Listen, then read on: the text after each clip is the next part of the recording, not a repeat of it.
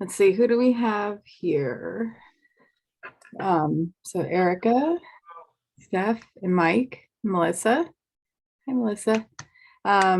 Stu, and I'm not sure who HP is. HP is Karen Caldwell. I don't know why it's not bringing my name up. It's bringing up the fact that I have an HP computer. Ah. I was gonna say Miss Packard. Yes, that's it.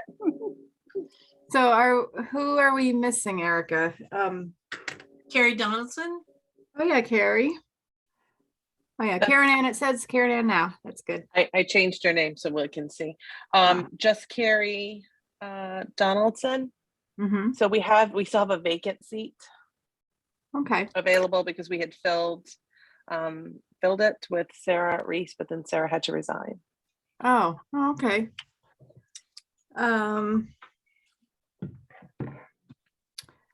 Well, so I guess we have a quorum and we have everyone here. So I think we can call this meeting to order.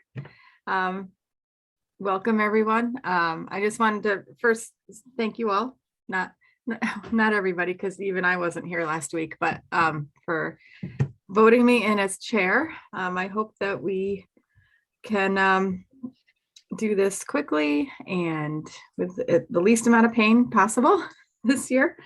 We do have a fast schedule. So today we're hearing the rest of the requests, and then we go into all the deliberations in the next week and the week after that. And it will be over before we know it. So hopefully we can move along quickly.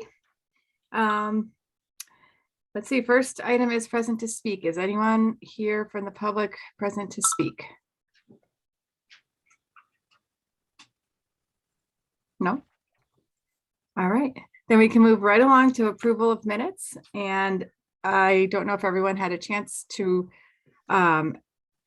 either attend or watch the meeting from last week or read the minutes, but I know I did. And I know, Melissa, you were there, Erica was there, Mike was there, Karen and you were there. So I think if anyone wants to make a motion to approve the minutes, I think we could do that. Steph, is that a motion? No, it's not yet. I was just gonna ask, can I mention something to be corrected? Okay. Even though I wasn't here, it's Can we have a motion before we have discussion? Oh, I didn't know it was, I didn't think changes were, I thought they were supposed to precede the vote. No, so motion. correct me if I'm wrong, Christine, the changes would be reflected in this meeting's minutes. We won't go back and edit them. Right, so someone will make a motion to accept, someone will second that, and then we'll have discussion. And Okay. then we'll put those things in there and then approve. Or So not. I'll make a motion to approve the minutes from our last meeting. A second. Okay, and so now we'll have a discussion. So Steph, you had some changes. Well, a simple thing, one's a suggestion, but the simple thing is in the calendar, the February 15th is a Tuesday. Yep. It says Wednesday. I saw that too, and I had already emailed Erica and she had already seen it too. So that definitely, I know I called it and did Kelsey a couple of days ago, but I just, it's still in the minutes, so I didn't know. Well, so because that's the way it was presented, so we didn't edit the minutes. Okay. Because that's the way it was presented and the way it was voted on. So I would agree that in this minutes, we correct it to say Tuesday. The date is right, it's the day was written wrong. But our normal meeting day is Wednesday, so I thought it would be confusing. But anyway, the suggestion is, I thought it was a great job of capturing the discussion that was had on the items. But I'm wondering if there's some kind of thing we could do for going forward that's a boilerplate where we list when we talk about the projects the expense, because when you're reading through the minutes, you're kind of going, yeah, and how much was that for? You know, it's like a point of reference when we're doing CIP projects. So I just thought that might help. So I think I see them all in there, Steph. So maybe if we put them in next to the item and then the cost, would that be maybe a little bit easier to follow? Right. I don't think they all are in there. I don't think this, for instance, the public works software, I didn't see a figure for that Okay. when I was reading it. So things like that. Mike? The only comment I had, and I don't know if it's as much an edit as maybe something we should continue after we see tonight's presentations, when we get into deliberations, is there was some discussion partially brought up by me as to a sort of understanding what we think qualifies as a capital expense or a capital project. And I know that's been debated off and on over the years. And some years you're told do it one way, and some years the budget presenters are told do it another way. So I don't think there's a clear answer, but it did come up because some of the things we talked about in the last meeting were not hard goods, and they weren't capital projects necessarily. They were software, or they were like reval. So I think even though it's not really captured in the minutes, I think we should just be thinking about that when we get into deliberations. If we have to do a better job of defining capital, which would then provide better guidance for budget submitting people. Mhm. So do you want to have a discussion about that at the next meeting? Well, at first I had made note that that discussion wasn't captured in the minutes. I'm not so sure it needs to be, as much as we need to remember to come back to that. Okay. Anyone else find anything? Okay, so then the motion would be amended to make change the date of that last meeting, the 15th of February, and well, really those are the only changes to the actual minutes, and the others are just suggestions for the future minutes and future meetings. So I guess all in favor of approving with that change to the date? Signify by saying aye. Okay. All right. Looks like any abstentions? Steph? And any no's? No, Oh. but this is a good point for me to mention. While we use this method of meeting, if it's not unanimous, you have to do a roll call vote. Oh, okay. All right. So I'm just Erica. abstaining because I wasn't there. Darn. Aye. Mike, Aye. Melissa, Aye. Karen Ann, Aye. Steph, Abstain. Stu. I'll abstain. Okay. And then I will, I guess I'll abstain too, because I wasn't there. But it still passes. So, okay. So moving on to a school building committee submittals. So is anyone here to present that? I don't see Catherine on here. No, it's me. It's me, Christina. Is it? Okay. Oh, it's Phil. I will, I'm just gonna pull up the two items that were there. So the school building committee has two requests. One is really a placeholder, and the other one is for future supports, we'll say, professionals to support the process going forward, just because they don't know where the direction will take them. So the first item here is really that placeholder. This is for a school project. It's not necessarily a new school or a renovated school.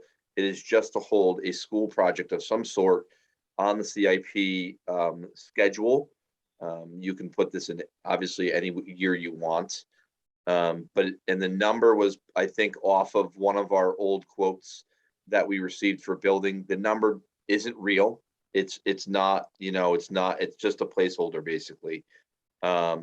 And the reimbursement rate is based upon what we would, a ballpark for what we would get. The reimbursement rate changes whether it's a new building or a renovated building. there's just a reimbursement rate there, and it would, again, because you wouldn't have it next year. In next year, you would have the reimbursement rate could be adjusted. It changes year to year. So that's the placeholder for a building project. And then the other item is, so we have right now, our RFPs, or requests for proposals, are due for our owner's project manager on Friday. We'll be going through those and hopefully hiring an owner's project manager. We don't know the cost of that still, but basically they're requesting more money for next year to continue the process if it's needed. We don't know whether there will be an application in June of 22 or June of 23, or if there will be an application at all. But to continue the work, they're requesting $100,000 for consultants to continue the process that they're on right now. So quick snapshot, but it gives you a sense of what the SBC is looking for at this time. Okay. Thank you. You're Does welcome. anybody have any questions? Well, if that's a placeholder, how'd they get it down to $301? I did a little bit of math, and I think just cut the percentage. That's all it was. Okay. Okay. If there's no questions, I think we can move on to the next one, which is the Board Melissa of had her Ed. hand up. Should we fill again? That's okay. Melissa had her hand up, Christina. Oh, I'm sorry. Oh, I see you, Melissa. Sorry. Yeah, sorry. That's an additional 100,000 from the current 100,000 they have, right? Okay. Correct. And that 100,000 that they're currently operating on, I believe, ends this this fiscal year. Correct, Erica? Right. It's through June 30 of this year. And we don't know. I don't know what they will spend out of that entire amount. So that is a new $100,000 for July 1. That is the request.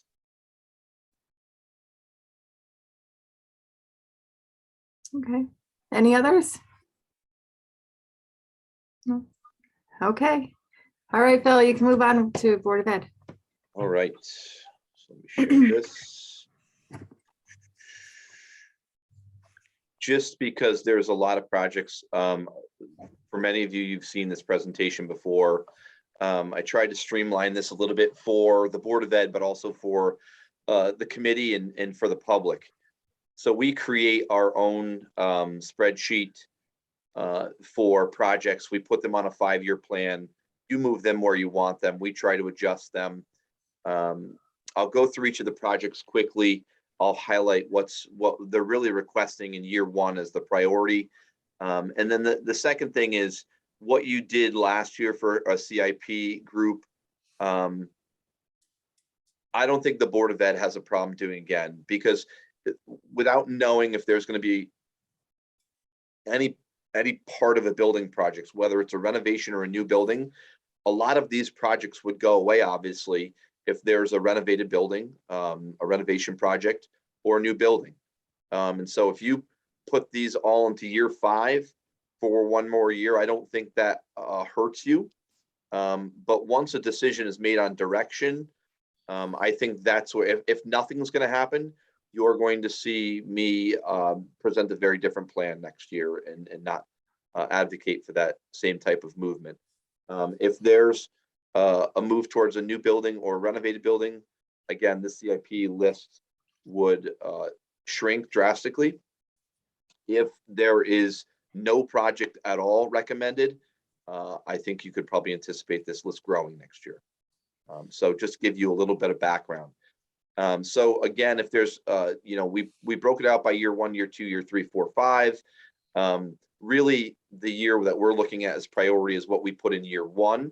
And we tried to do it by safety or infrastructure if it was going to impact, it was going to make something worse. So if I go through the projects here, and I think you have all of the other documents, I try and make this a little streamlined by going through. The new projects for center are sidewalk repairs and leveling. We have several sidewalks around center school that have either come up, dropped, they're tripping hazards, they've cracked. They need a significant amount of work, and you also we'll see a similar project at Hall School in year one. Pretty straightforward project. If you walked around Center School, you'll see there's sidewalks that are, right in the front entrance. There's a sidewalk that is raised by about 2 inches. It's significant. So accessibility, safety hazard, those are things that we want to take care of right away, which is why there's a request for that. So the other items that are in here are not in let me just confirm that, in year one for Center. They're in out years. So the clock PA system is outdated. Some of them are very hard to hear. They're not integrated. So that would be something, again, for the future, if nothing is done.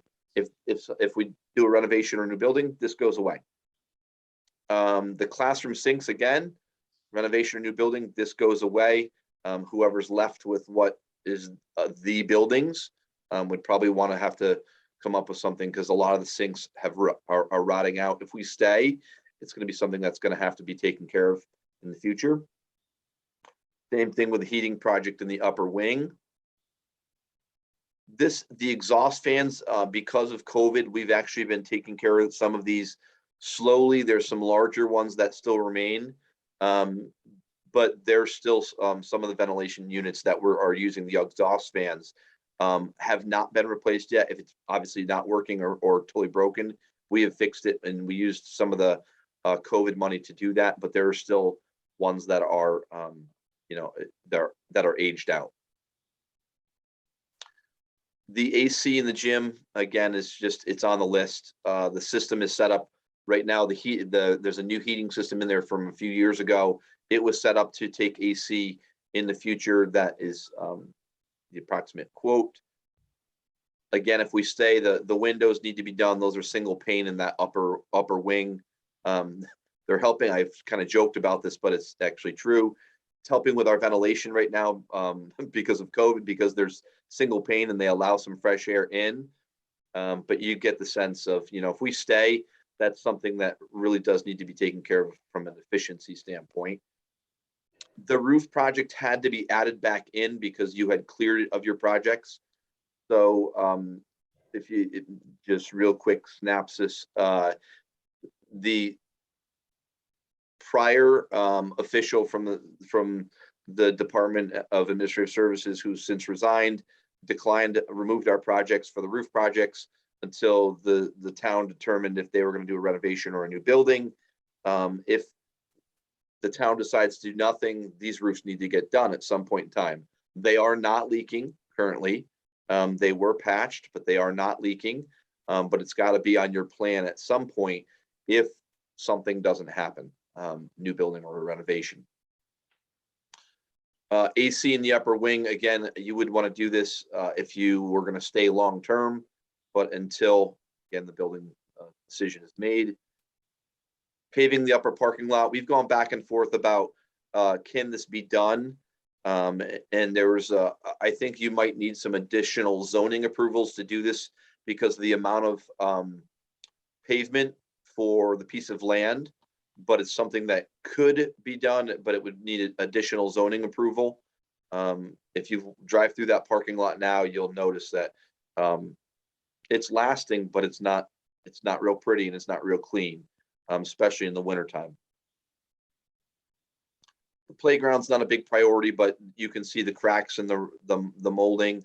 This would be something, again, if you were going to leave that playground, leave that school, you can determine, you could pull all that up and just mulch it all if you wanted to. It would be significantly cheaper. If you stay, you probably want to have some sort of ADA poured surface so you can get wheelchairs out there if you're going to stay. Again, that's into the future. The whole school generator's been on that list. Really, that's not necessarily an item that is for, it's really, if we lose power, and Erica can attest to this, that I was twiddling my thumbs out front, like last time we lost power, I think it was this year, and I was watching her and Troy trying to chase down the power trucks. We had kids in school, but we don't have a generator that's going to run that building. We're on emergency lights, it impacts our phones. If we lose power and we want to maintain, even for the remainder of the day, you need some sort of generator that can do that. That's all the food in the freezer, lights, flushing toilets, it's all of that business. So it's on the list. And then I'm assuming the canopies that we added last year was something that was for rain cover and for just safety walking on stairs. This obviously, if you do some sort of renovation or new building again, would go away. This would be in the design. So those are the center school projects. At Hall School, the two that were new, that are top priority for this year were the air conditioning of the band room and the sidewalk replacement. The air conditioning is really, it's connected to a security question. This is the back side of the building. When it's hot in that space and you open windows, you're ground level. There are very few spaces like this in that building that are below your hip. Those windows are. So the other thing is it would really help maintain the equipment. And also because of COVID, I'm sure it would also help with our air movement in that room. So it's something to consider. That's on year one. And then the other thing that is on year one is the sidewalk replacement. I mean, there's several sidewalks that look like the one to the left. I've talked to Troy about this. We honestly don't know if it would be a concrete or a pavement of some sort. It would be whatever was going to be better, most cost effective. And we would tie this to the center school project. It could be a combination of both. But obviously, these are things that we would want to fix. And this big crack is right across the front entrance of Hall School. The West Wing ventilation, I noticed that I have $500,000 estimate in here, and then in the master plan, we had $750. The idea here is that when we were going to do ventilation, we had put out an RFP right when COVID hit, and we were told we needed to improve ventilation. And we started looking at a solution. We did not do anything. And the reason we didn't do anything is because the folks that came in said, you really need to do an engineered ventilation system. And we were just going to cut holes in the wall and put in individual units. And so it wasn't necessarily the right way to do it. Obviously, if you renovate this building, you would be touching the ventilation.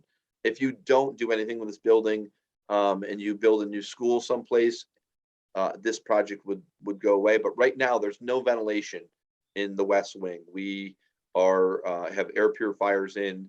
We have fans and windows. There are certain sections that have ventilation, but the West Wing does not.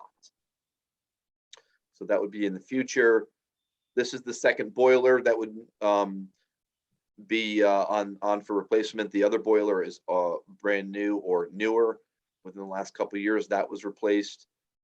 The clock PA system is the same type of system as the center school one. All school paving the parking lots. Again, you leave it as is at this point in time until you decide whether you're staying or going. The lockers, same thing. This would be something that I'm sure would be taken care of in a renovation project. The ventilators, these are the individual heating units in the spaces. This is something that in long term you would want to replace. They're out of date. They've lived their life. This is something that I would, if we stay next year, this may be a priority for us. This is the ramp right to the front side of the Hall School to the right. There's some significant, and I'm not sure if this is crumbling foundation or not, but what I will tell you is it may have been installed at one point incorrectly, and you can see the water is actually getting down. It's where the poles come in, the handrails come in. And so that's something that we would want. This whole system needs to be redone. The air handling units are the major units over the library. There's 5 large units. Those would need to be replaced. We have tile floors. Some of them are asbestos, but these do not, but they need to be redone. They're cracked. You can put a straight tile in to repair it, but you can imagine what it looks like. They do their best to match it, but there are big sections of hallways that need to be redone. The gym curtain has lived its life. That fabric is degraded. If you renovate, it's something that you would put in new. Right now, they're worried about bringing that curtain up and down because if they bring it down, they're worried it's not going to go back up. The good thing is because our classes are smaller, we've shrunk obviously in size over the years, that we typically only have one PE class in there at a time. But it would allow for 2 activities in there at a time if the curtain were working. Ooh, my roof picture didn't come out very good. The roof sections are back in for hall. So that would be the roof process for hall. Again, no leaks there, but it does need to be on your plan someplace. This elevator modernization, this is the lower of the 2 numbers, 151. This could go up as high as 300,000 if you replaced the entire box. But this is something that long-term, again, you stay. It's inspected, when it needs to be inspected, but it's something that needs to be done. This is getting harder and harder to get parts for. Mike, to your point, should this be on CIP? I'd hate to put an $8,000 concrete block in my budget, but this is something that, would last. But things like this, are things that need to be repaired. And then just similar to center school, we had a canopy over the front entrance. This is where the buses load. This would be on the back side towards the gym and the loading side where the buses are. So again, you can see the priorities there, the sidewalk repairs and leveling at CES, the air conditioning of the band room, and the sidewalk replacement. I will tell you that one of the things we've just, I've lived through this process a few times now. It's very hard, especially now, to get updated quotes for things when people don't know if you have the money or not, and we're clear about that. So if you see an outdated quote on some of these things, it's because some of these things we've asked for a couple times and they're still out in year 3, year 4. We just need those ballparks in there, and that's what we have. The things that are in year 1, we know we can work within those numbers. Thank you, Phil. And thank You're you, thank you to you and the Board of Ed for the chart that you guys make, because that makes it very easy to understand. Does anybody have any questions? Mike? More just a comment, Phil. I know there's kind of this history we've been wrestling with the roof project and the reimbursement. Just to know, the job advertisement for the person to replace the director who left just came out in the last couple of days. I would imagine that's something that takes a little bit of time to fill a job like that, but maybe sometime, hopefully by the end of this fiscal year, there'll be a new director in there, and there might be an opportunity for us to hopefully get some new guidance, or maybe find out that the guidance exactly how it's going to be, but there may be an opportunity for some changes or some updates coming. Yeah, we can definitely ask the question again. I don't know if the application will change any, but I know that one of the things that we were directed from why we moved forward with the roof, because we had approached them, was I have to answer the question: are you going to be in this building for a certain number of years? And I think it's 20. Although they have said after 10 years, the majority of your grants, you're covered. You've paid the majority of it. So we can always ask the question again and see what happens, but I do think it needs to be on your plan.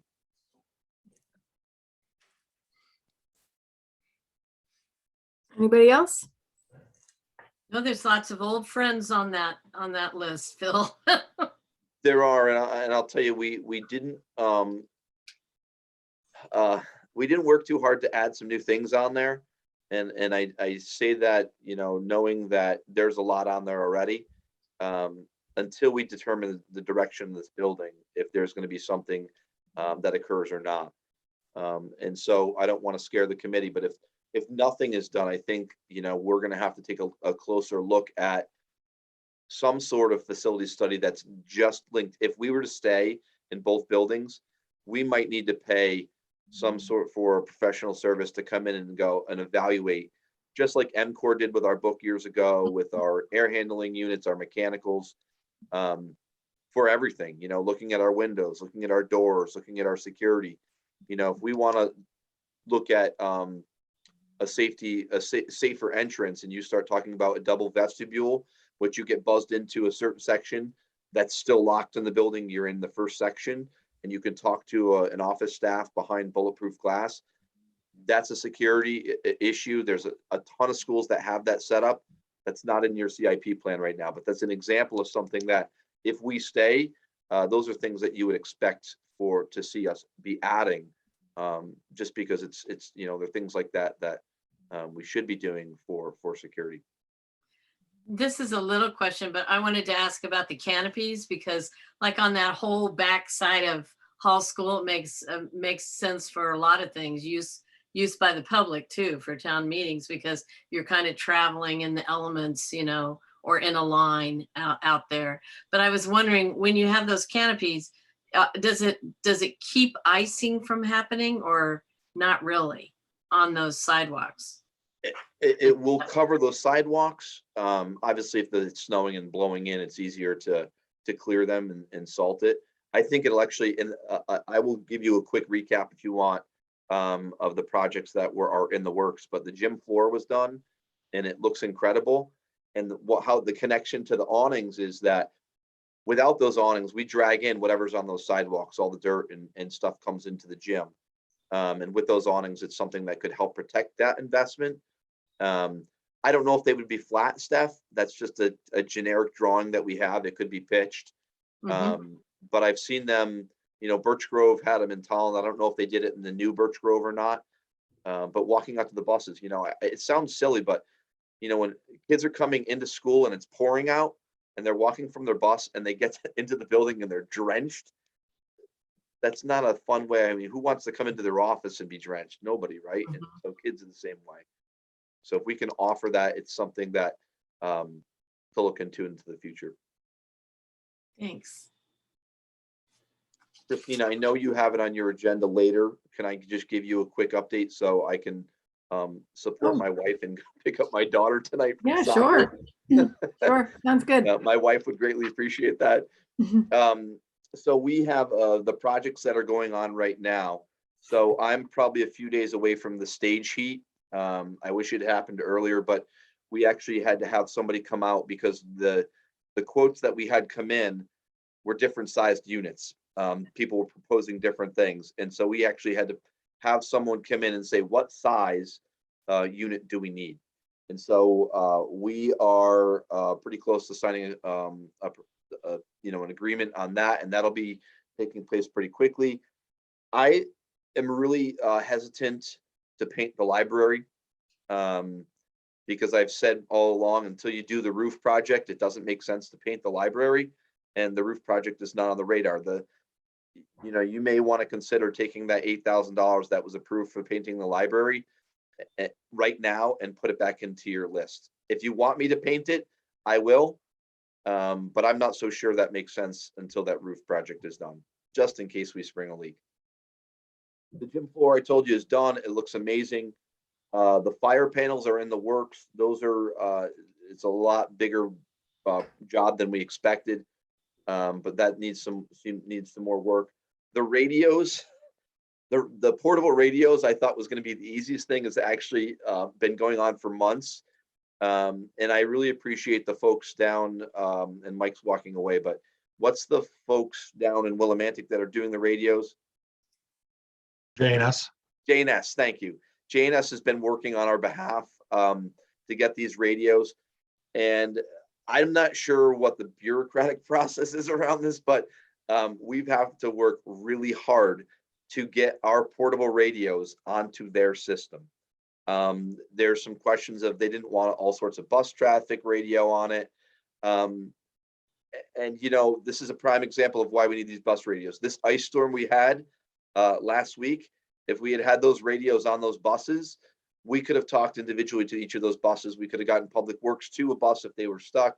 I'm in the final stages of we've come back and forth with this, and I've explained this process to them numerous times, but I have to write a letter now stating what we're going to use the radios for, that it's not like, Johnny's misbehaving on the bus. That's not the purpose of it, that it's more emergency based. So those are in the final steps, but boy, that's been quite a process. The chip sealing we were gonna do in the fall, and it's connected to the chip sealing with a town. That is hopefully scheduled with the spring. I've been working with Troy on that, and we'll do that together as long as he does his.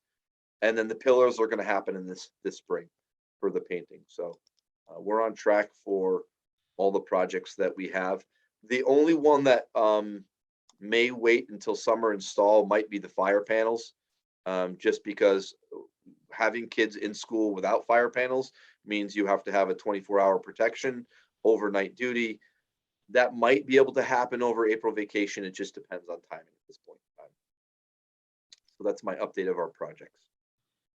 Great. Thank you. Thanks for allowing me to do that. Any questions about anything we just heard? Are we ready to let Phil go? Okay, looks like we're ready to let you go, Phil. Perfect. Thank you so much. I appreciate Thank it. you. All right. So moving along is fire department submittals, and I see Chief Snyder on the camera. Do you want to go first? Sure. Good evening, everybody. I have 7 submissions that are in the CIP request for the Wellington Hill Fire Department. I'll start with the first year, which is the replacement of the Scba air packs.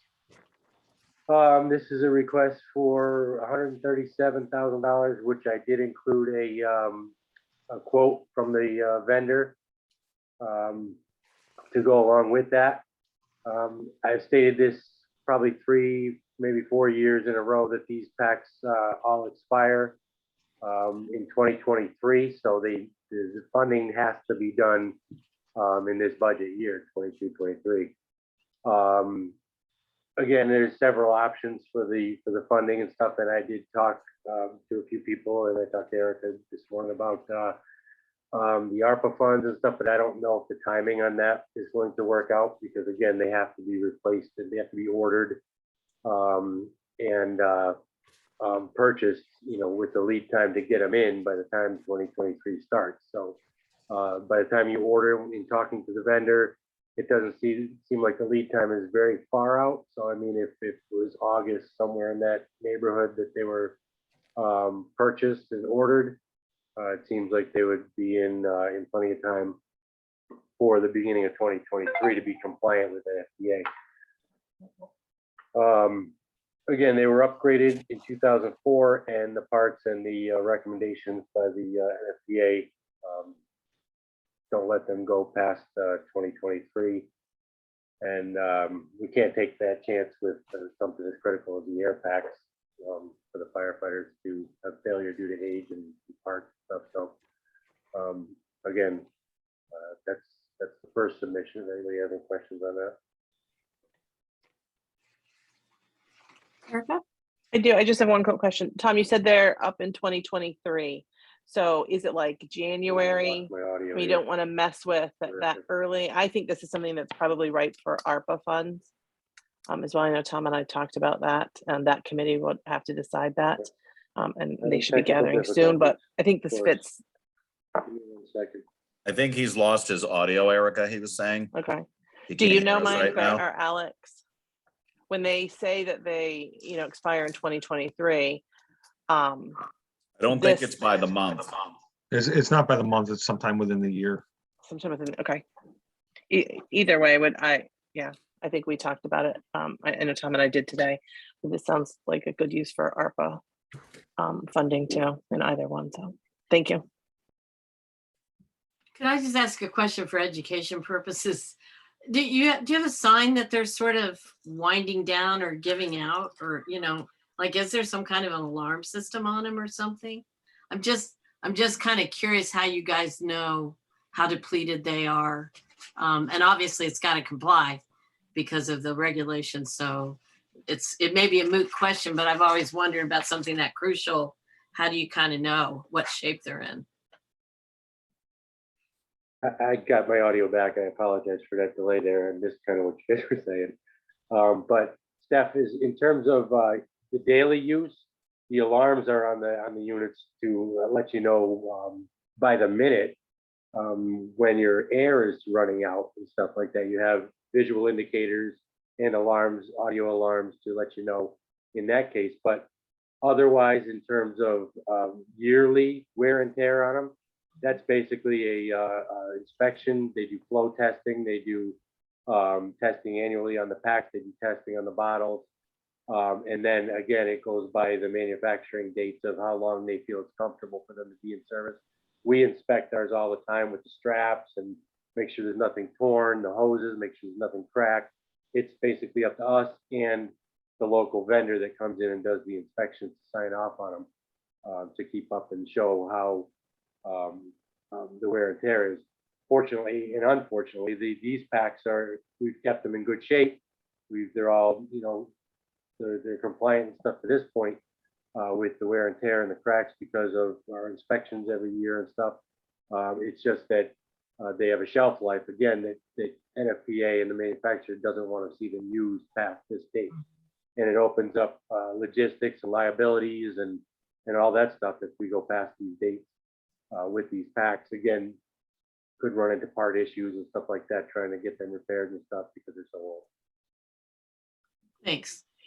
So if I hear you right, Tom, it sounds like regardless of our revenue source, it would be best sooner than later. So if it ends up being through CIP, as close to after July 1 as possible would be the best time, so we don't run into delays. Yeah, correct. I'd rather not wait till the last minute. Yes. Mhm. So I think it's best to do it this way.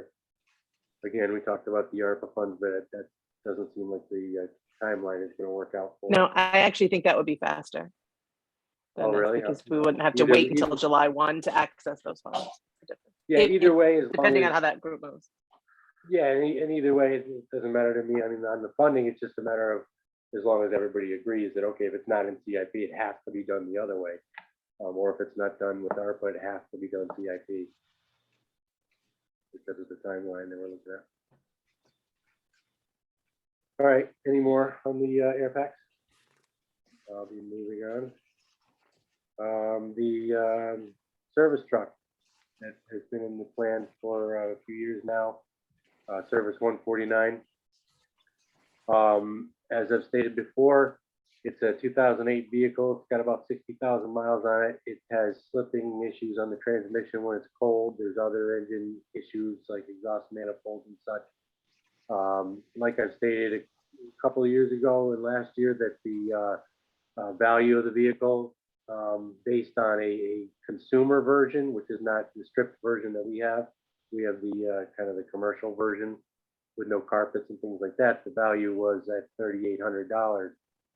Some of these repairs with the exhaust alone is around $4,000. So again, I really hesitated to start putting money into it. It is still running and stuff, but at this point we've gotten bigger issues.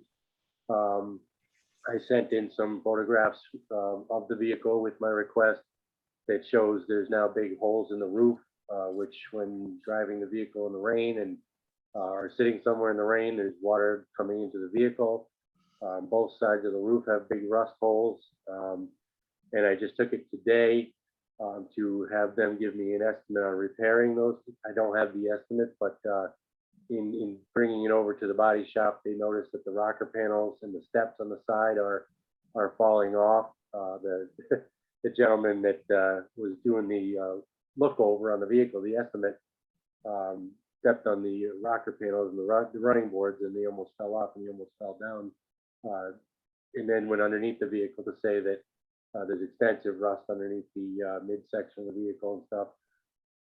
Along with these engine issues and stuff like that, I just, again, it's a first response vehicle. It goes to all the medical calls. It goes to all the car accidents. It goes to schools. It goes to, errands. It does 90% of our work, this vehicle. So again, it was in the plan, I believe 2 years ago. And then COVID hit and all the funds got suspended and all that stuff. So it got dropped off and pushed out. So again, that's in there for this year. It is an urgent project. If we don't have that vehicle to run to the calls and things like that, we have to resort to a heavy rescue truck. It has our medical supplies on it as well for it, but it's really inefficient to run daily like that with the tires, the brakes. It would be extremely expensive to maintain a big vehicle as opposed to this one that's small and gets in the driveways and such like that. So, I see the question. Chief Snyder, I think Karen Ann has a question. Yep, go ahead. Okay, I know nothing about vehicles. These pictures look really bad, but can you tell me what they actually are of? Yeah, okay, I'm sorry, I should have taken a broader shot of that. So that's the roof above the driver's door on the vehicle. So driver's door and passenger door on the actual roof where there's a roof rack where you put luggage and things like that. Right where a roof rack begins on the front section of the roof. So one side is worse than the other, but the other side is right behind it in terms of rotting right through the roof of the vehicle. Some of the other ones are of the wheels. The wheels are steel wheels and they're rusting on the outside as well as on the structural part of the wheel on the inside. And again, I didn't send pictures because I didn't notice the extensive rust that was discovered today when I took it in to get some repairs estimate. Thanks. I kind of guessed which one was a wheel, but I had no idea what anything else was. Yeah, where the roof so was, it thanks. could have been anywhere. I apologize for that. Yeah. So again, along with that replacement, I did submit a list of radio and lights. Nowadays, all the lights are pretty much vehicle specific. There aren't a lot of lights on this one that are not, that would be worth removing and putting into the new vehicle. We could save on a couple of radios, but we're talking about new radio systems as well that we would have to purchase anyway. Again, the lighting package, the quote that I had was, as I wrote a letter to go along with this, I hope you guys all got it, it was a little bit late. It states basically the quote I got was a year or so old. And I spoke to the vendor on that and the vendor on the cabinetry for our medical supplies.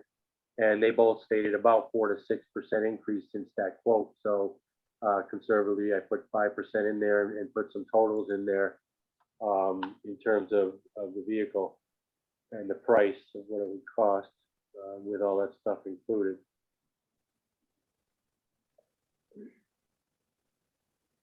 So again, it's imperative, and the vehicle is worsening by the day. So again, it needs to be replaced.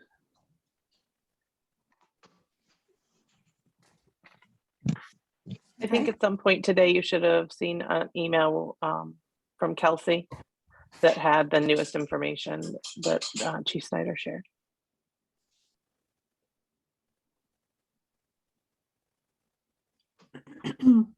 Oh, Stu has his hand up. Two questions. What have been your expenses the last couple of years on that truck? Are you putting money into it, or has it been pretty cheap to run?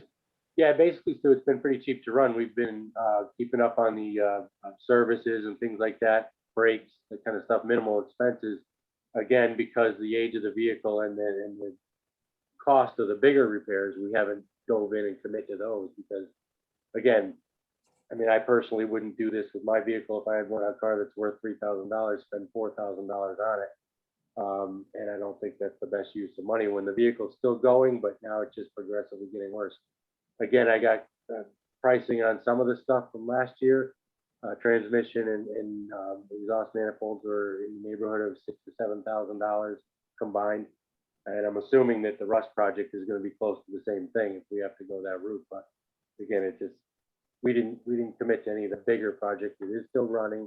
It's still on the road. We are doing the safety things like brakes, tires, that kind of thing, but just minimal expenses at this point.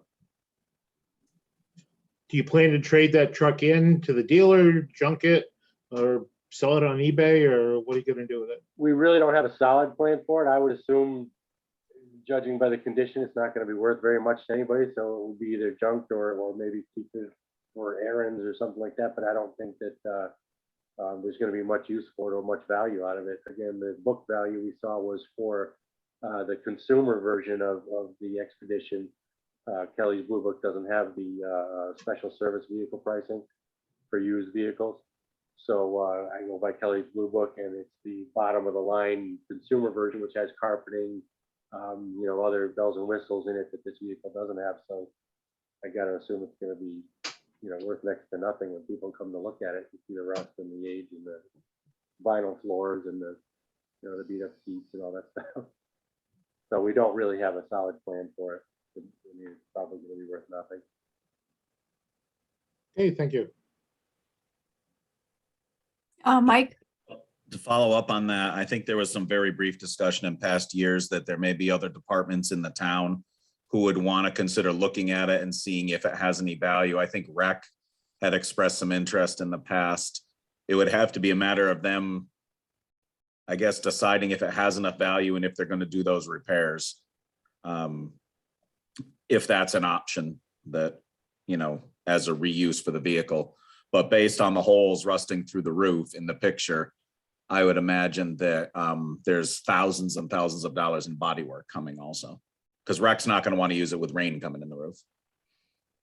No, Yeah, and they don't, so Rec's gonna want to take on any of the repair costs that haven't been done. So that's not, Right, it's not realistic.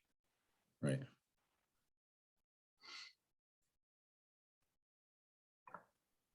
any more questions? Should we move on?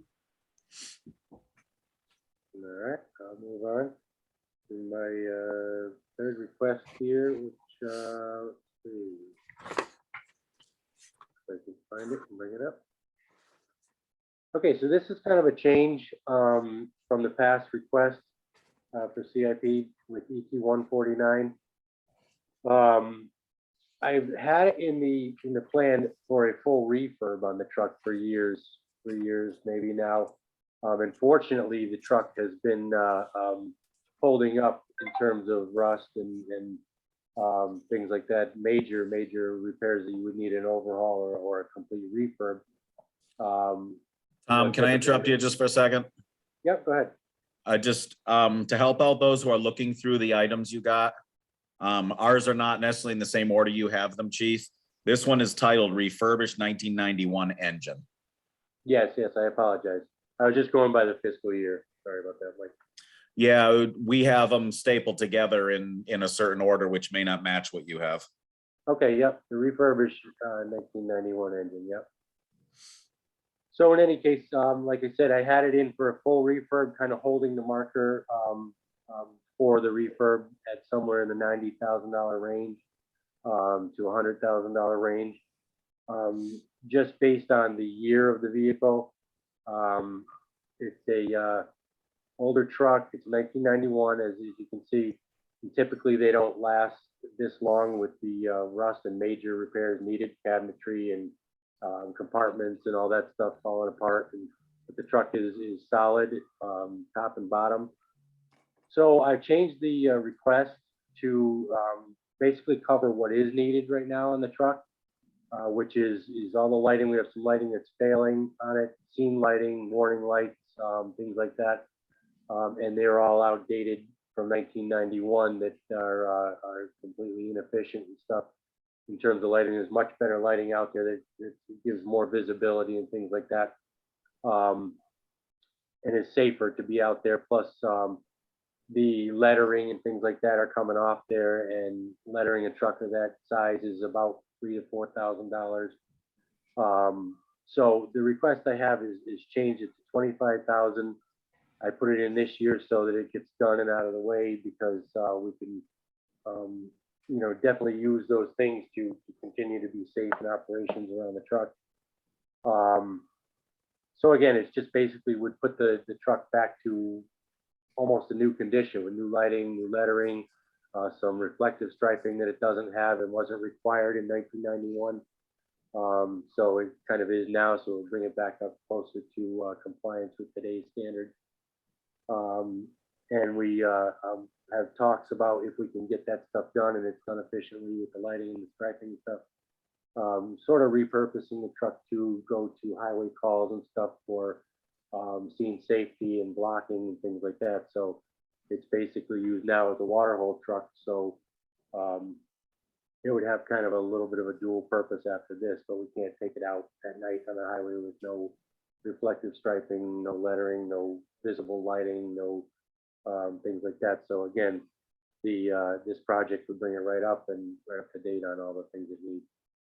And hopefully it stays off the CIP plan for a refurb and doesn't start to rust the minute I get off the meeting here. It's been holding out well. It's been a good truck.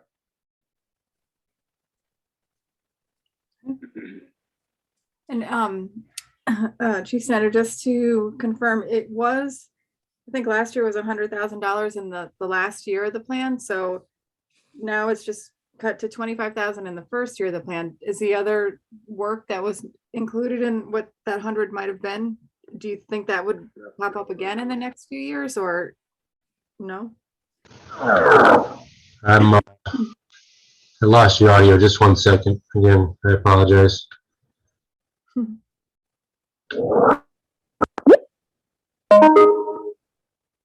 Okay, the last half of your question, I think I got the back. The last half of your question, I think you were saying that it was in for $100,000 and Yeah. this year is 25. Yeah, so it was 100 in the last year of the plan last year. Now Yeah. it's 25 in the first year, but is the rest of the work that you were thinking might need to be done 5 years from now not gonna apply, or is it that it's just getting It pushed out? doesn't seem to. Yeah, no, it doesn't seem to be. I mean, again, the truck, it's been in there for 2-3 years, and I've been putting it out on the last years of the plan, expecting rust to start showing up or compartments, you know, to start having holes in them and things like that, main structural problems with the vehicle. And knock on wood, it is, I guess, a little bit of a gamble, but I don't see much of a risk in doing it this way because the truck isn't, it's basically at this point a last due piece. It doesn't get as much activity as the other vehicles. And again, it's been holding out, and right now there's still no sign of needs of a major refurb. So instead of tying a place on the CIP plan and just keep pushing it out and leaving the vehicle with the minimum things that this would cover, and leaving them like that, seems to be a better route to take and get better use on the vehicle.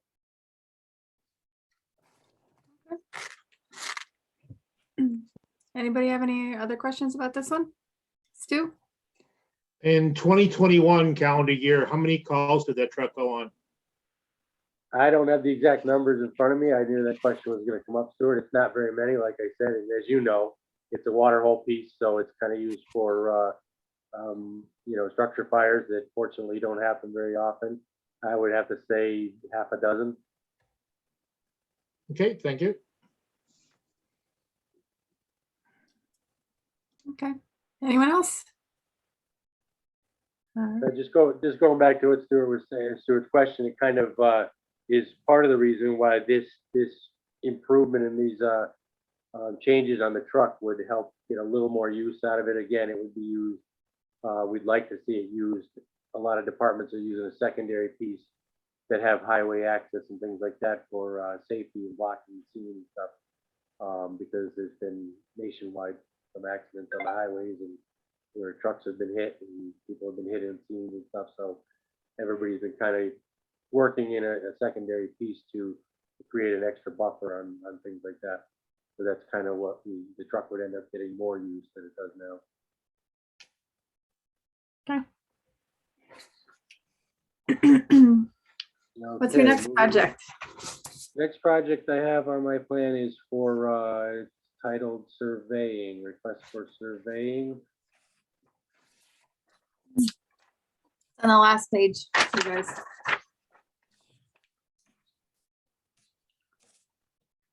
Yeah, so request for surveying.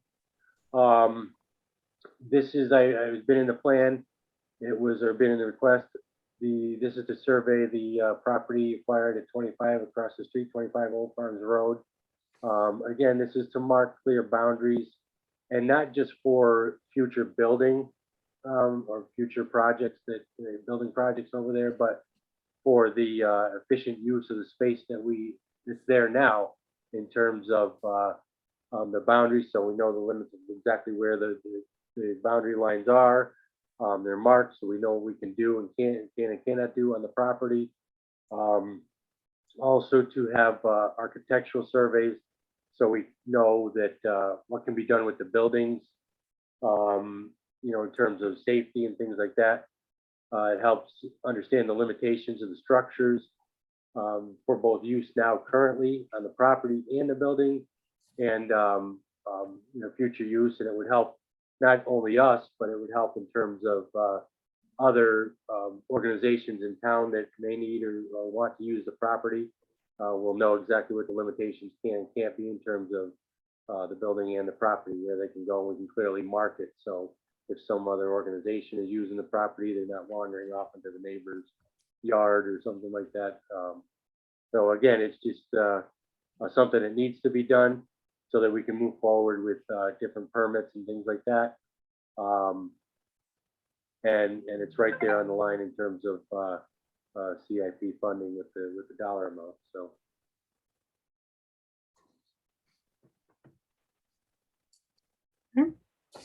Any questions? All right, what's the next one? Okay, my next one is parking lot. It is request for parking lot. So again, this is a project that was in, and I think we had some funding for it. We ran into some roadblocks with concerns over ground coverage and things like that, that I believe were squared away. So that things got pushed off to the point where it took us some time to find the answers to the questions. And again, we'd like to have the parking lot is falling apart, cracking all over the place. And it's falling apart in small pieces. There's starting to be bigger cracks. Again, and there's some pretty good sized holes and sinkholes and things like that around our septic tank cover. It would not increase the ground coverage. It would be removing exactly what's there, replacing with what exactly is there to maintain the value of the property. It's just going to keep crumbling and falling apart. Again, I would like to see, I know Phil mentioned paving up at Center School. There was some talk of other paving projects around town. I would like to see it in conjunction with something that's going on around town to work with the contractors and possibly get a better price. This is a fairly recent price. I think it was last year's price, but again, it's been pushed out on the plan. So rather than again, get the exact numbers, if it gets put into the plan, it will be right around those numbers. But it would be to remove the parking lot, grade it for drainage and things like that, and then repave the parking lot. And again, it's deteriorating fast with the frost and the cracks, and I was told by 2 road foremans ago that it was not worth at that point crack sealing and chip sealing. It would just fall apart. It wasn't even worth it at that point. So I'm kind of assuming it's going to be the same situation at this point. So again, it's something that needs to be done. It's on the plan for that. Okay, any questions? No. All right, what's your next one? Okay, getting down there. Bay floors, request for bay floors. So this request is for $35,000. Again, it's on 23-24 year. It's been in the plan for quite some time. I did request from 3 different vendors to, I spoke to them in person, to one in person and one to on the phone, I mean, to get me pricing. And the answer was, okay, yeah, we'll get you pricing. We can get it right out to you. And I keep checking the email and calling back, and I don't get any pricing. So I apologize for not having any exact quotes on this.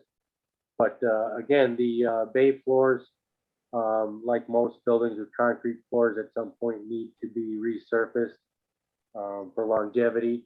Our bay floors are cracking by the doors.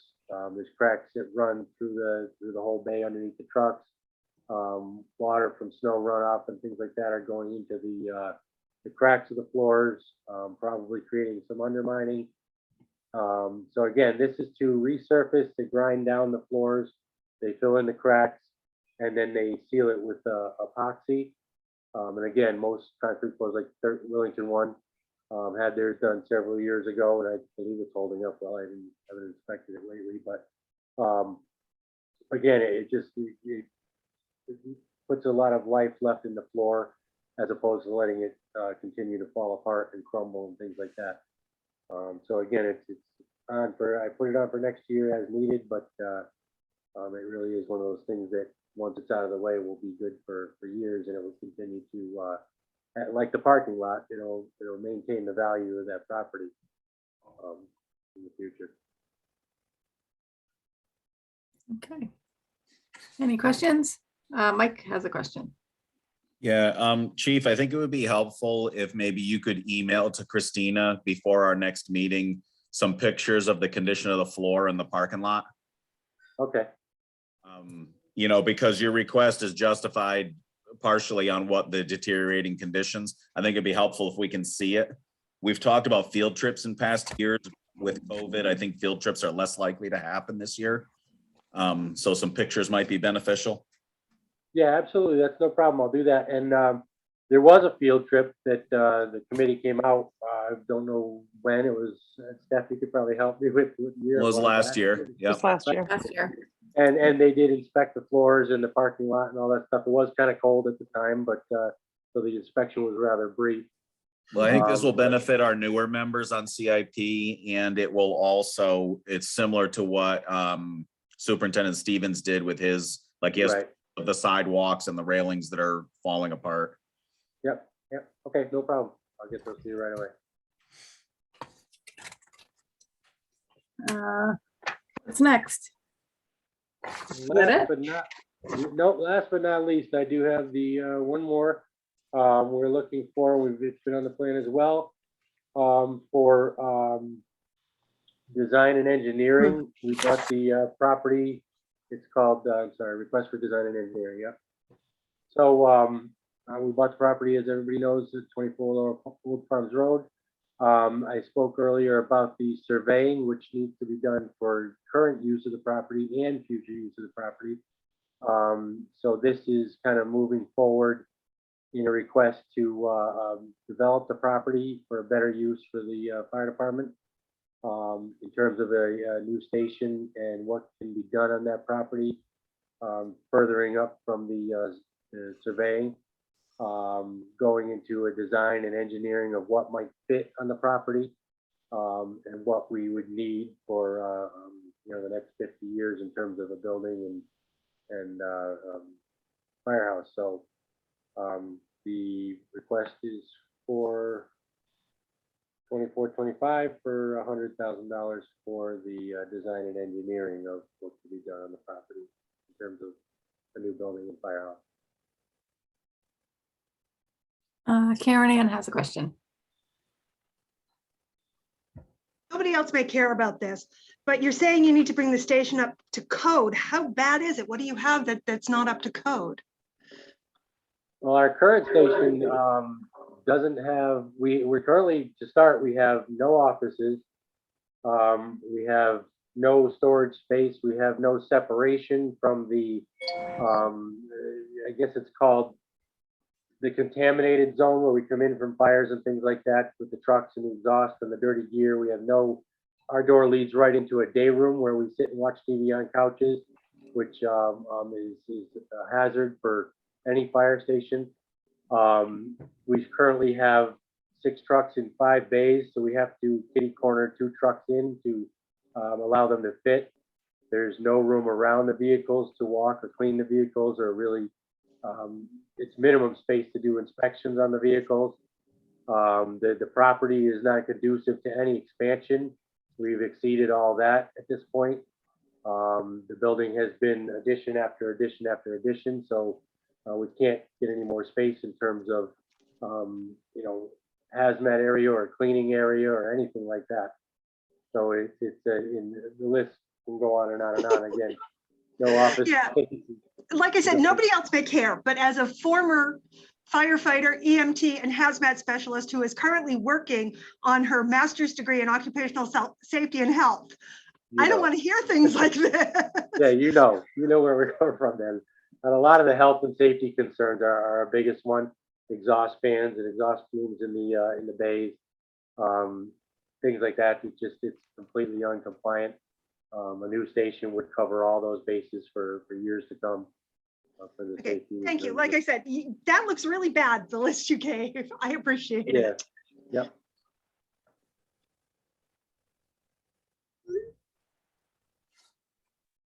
Okay, well, thank you, Chief Snyder. Does anybody else have any other questions? No? Thank you, everybody, for listening and your time. All right, Alex, I see you. Are you here to do the presentation for Wellington One? I am. Okay, great.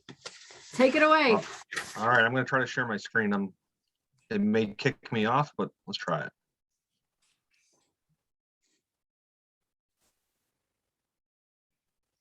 All right. Everybody see it? Mhm. Okay. Well, it says you All right. started screen sharing. Okay, yeah, there we go. Yeah. Okay. I'm going to start. I'll start with the big one and move on from there. Just because Chief Snyder had it on his part about the new station. This is the addition to our station. This has also been on the plan for several years. The town, a few years ago, did pay for the first round of plans for us to do an addition.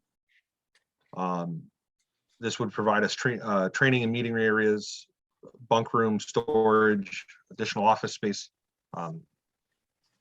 We are limited in our space that we are in currently. It's a great garage. It does not make a firehouse. We have 2 people on 24 hours a day, 7 days a week. Currently, there's one person that sleeps in an office, and the other person sleeps in our day room, dining room, etc. There is no storage space at the building, and it's really outgrown. Anybody that's been down, it also does provide or operate as a town emergency operations center, which during large storms, it does get very tight in there. If one thing with COVID we've learned, we have no way inside that firehouse to separate people. We have to put them, when we've had large upticks, we have to separate them, one at one firehouse, one at another. And it's not the most effective. You have 2 vehicles not running to a call instead of one if it's an ambulance call. And you have people that are operating alone at separate stations, again, our station is operated very well as a garage. It was never designed to be used to live in.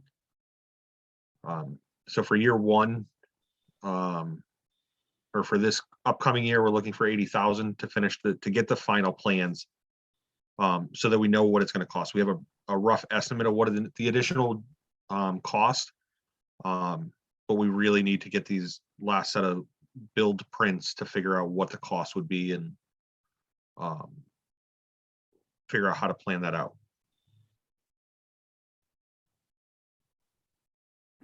Okay. Anybody have any questions? I have one. Oh, okay. So because your current facility has a generator, and that allows us to continue to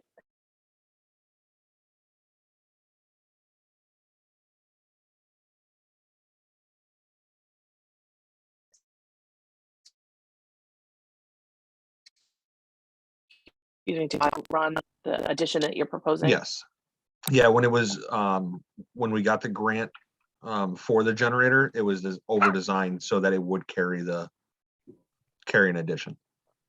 Okay, thank you.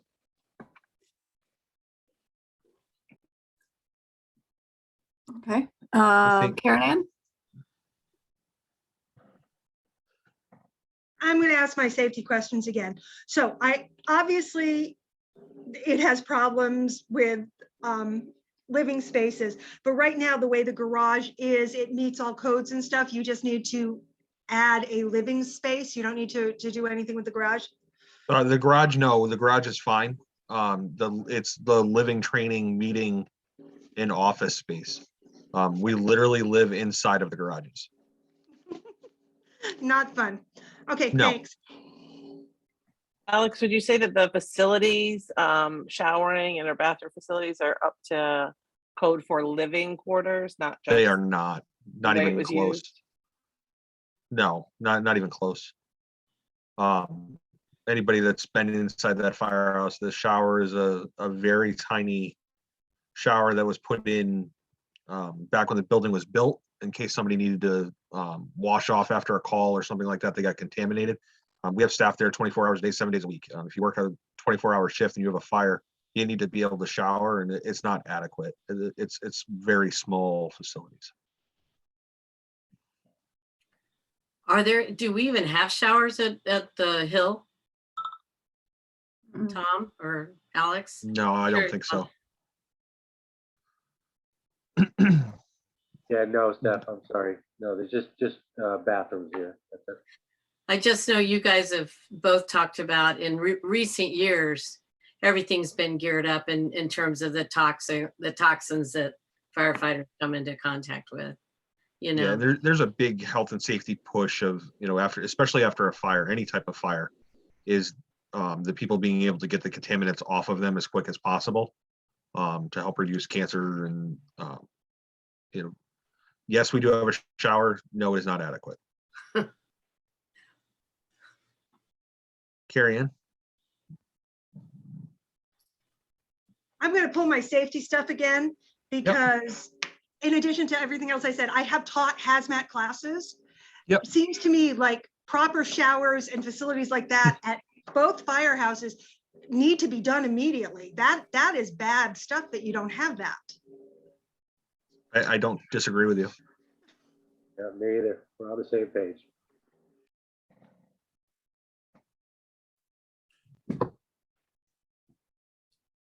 Christina, can I throw something in? Yeah. Karen Ann, you might be interested to know there actually had been for a while a committee that was kind of in leaps and starts and up and down days trying to work to coordinate between the two fire departments and create some efficiencies. And I think you've been very interested in that committee and some of these conversations and planning that was going on or could have gone on there. Unfortunately, that committee hasn't met since COVID started, which is unfortunate. I'm a member of that committee and I've pushed hard for that committee to start meeting. I think that planning aspect and addressing these issues for both departments is really important. And it Well, would if you help ever us stop in meeting this again, process. call me. It would help us in this process too, if that could be successful. So I'm hoping it gets back into gear. Yeah, like I said, if it ever gets back in, call me because I don't know what anybody else's background is here, but years ago, this has been a few years. It's been 25 years, but I was a firefighter. I was an EMT. I specialized in hazmat. I actually taught some of the hazmat classes. And now with this master's in occupational safety and health, these fire departments are kind of scary to me. I just want to make a quick comment, Mike, and I agree that I think the committee needs to be start meeting again. And I don't want to speak on behalf of Chief Snyder. I think we're both in favor of that. Although we've waited we're over 2 years now, especially with COVID. One, with COVID and everything else, I don't think this project can wait any longer. I think our push is we've got to try to do something for the safety of our employees.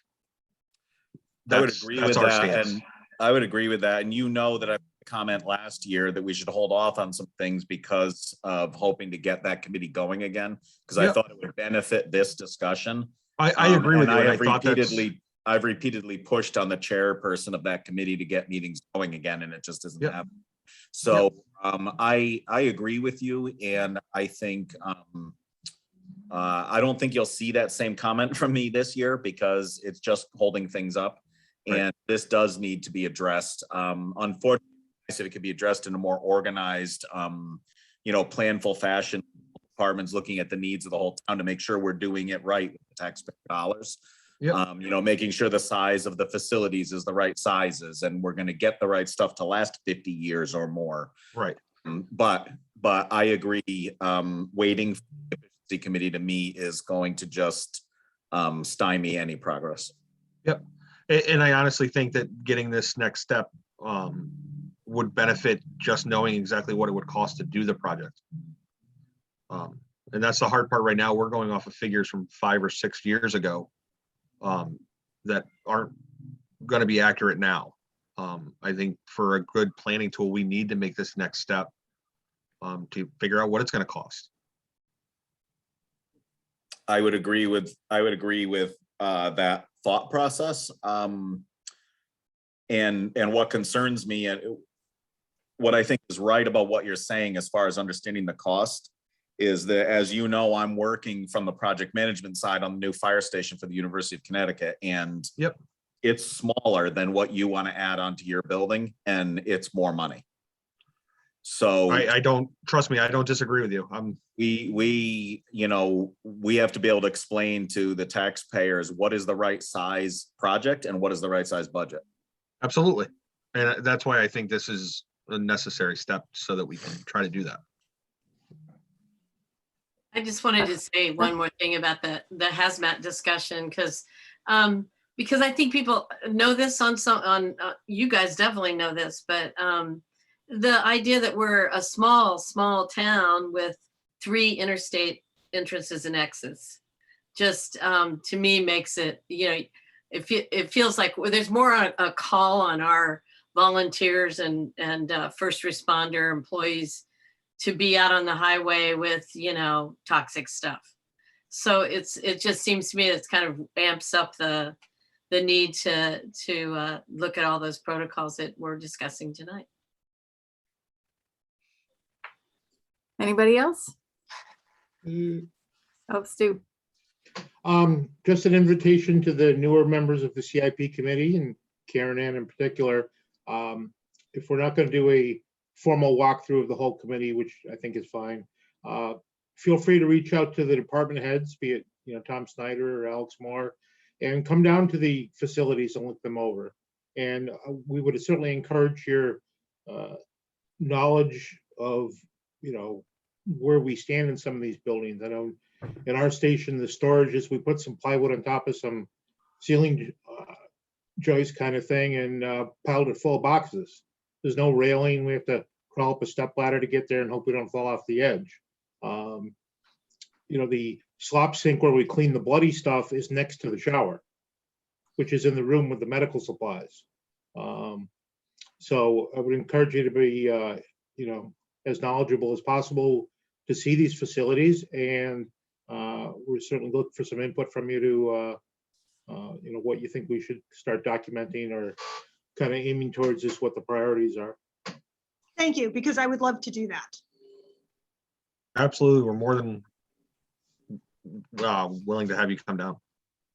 Yep, same here. My information is on some of the emails that I sent. You guys should have, so reach out to me at any time.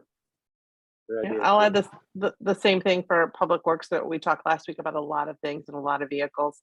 We had a big field trip last year, so we got to put eyes on things, and I think it was helpful for some folks. So same thing, if you want to set something up, we can do that. Yeah, that was another thing that I was thinking about doing after last week's meeting, was doing a tour of Public Works too. I know we're a small town and we don't have a lot of money, but some of this stuff's a little scary.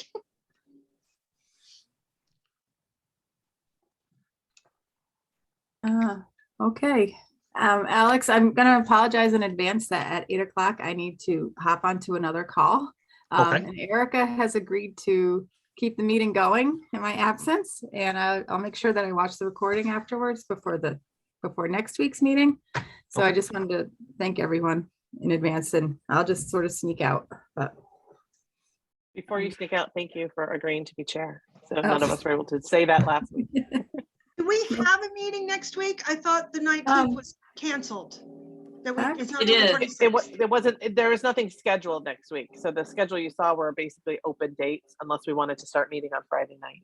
There's so many town meetings. I thought it had to do with the SBC. There's a meeting, an SBC meeting next Wednesday night. So And a board of, no, there's something else Tuesday, a board of selectmen meeting on Tuesday night and a board of finance meeting on Thursday night. So, and a holiday and maybe a snowstorm on Monday. Yeah, the next CIP meeting is the 26th. And school starts for me on Tuesday, which I am not prepared for at all. So, yeah, if there is going to be a meeting next week, just let me know so I can put it on my calendar. Otherwise, I'll see there's you not. guys on the 26th. On the There's 26th. definitely not. Alex, aren't you kind of midway into your Yes. your proposals Presentation.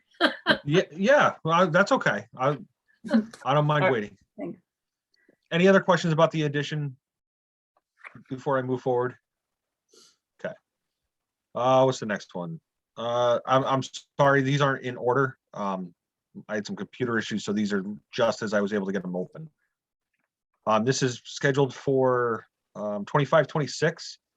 Is to replace the hydraulic rescue equipment on our SWAT or rescue truck. The equipment that we have on there is from 2003. Most of the equipment on there is from 2003. So it's definitely seen its age.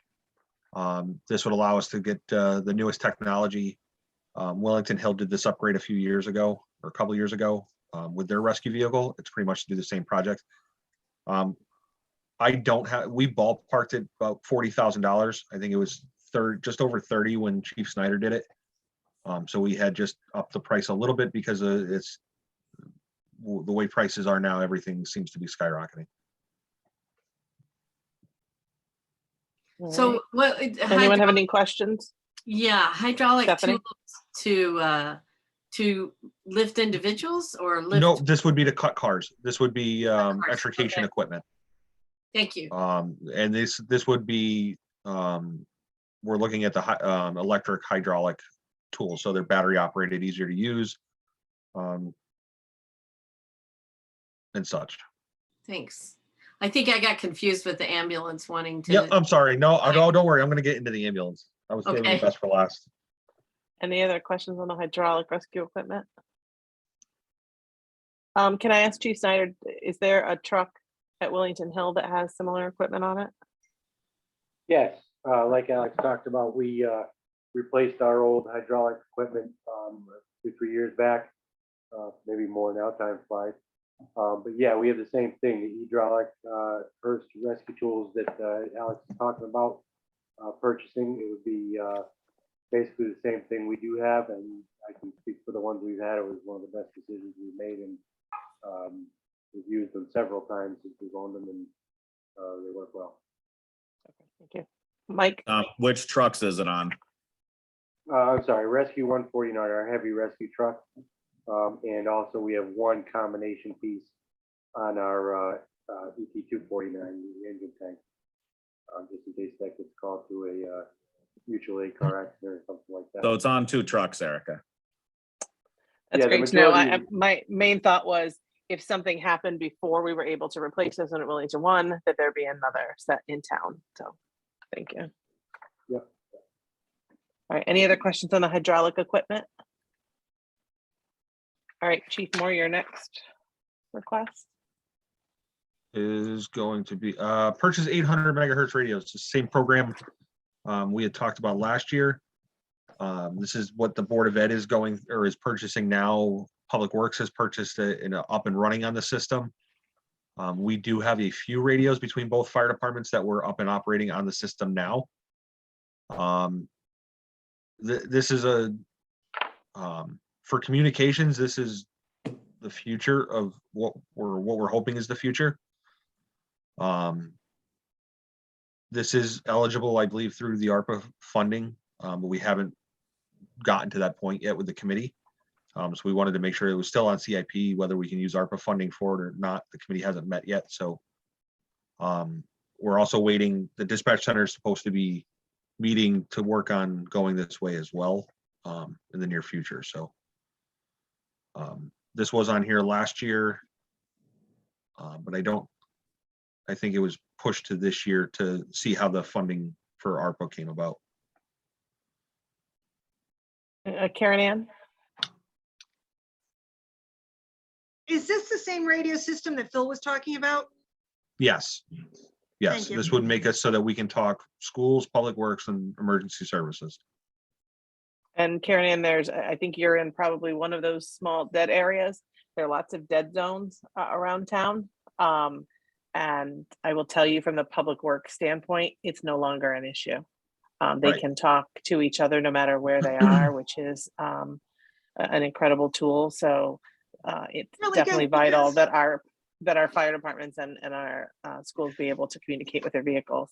Yeah, no, I agree with you, because I can stand in one spot in my living room and not move in order to have cell phone service. Yeah. There's, for me in my vehicle, from where I respond to go to a call, depending on the side of town, I could have to change radio towers on my car 3 times before I get to the call. Which just alone having to look down to change a radio channel while driving is bad enough, let While alone. driving fast. Right. I And never said I drive fast, but I know Well a lot of played. municipalities, this does qualify for ARPA funding, and we've already begun to see other municipalities utilize their ARPA fundings, maybe not at this cost, just depending on the number of radios. But it's definitely a good use for that, so that when that committee starts, it may be something to think about. Can I ask if there's any operating budget costs associated to new radios? So this would purchase new radios for both. I'm sorry, this is actually a joint project. It's not even just Wellington one. It's a joint project for both Okay. fire departments. I apologize. I should have said that at the beginning. There would be over time of if we need to increase the amount of radios or repairs, something like that. But there shouldn't be a big change to our normal budget. We have radio line items in both of our budgets now. That should be able to cover if needed. But Alex, that would be repair costs or replacement Correct. costs. There's Correct. there's no programming costs. Exactly, associated. no. The nice part with this is it's all done by the state and it's off the state network system. So the infrastructure side of it, outside of the regular radio or handheld radio that we would carry on our vehicles, is done by the state. So if if something needs to be programmed, the state does it from whatever office they're in. And then they're able to program our radios over the radio, from a computer to a radio, without having to even touch it. So it really is fantastic technology. Great.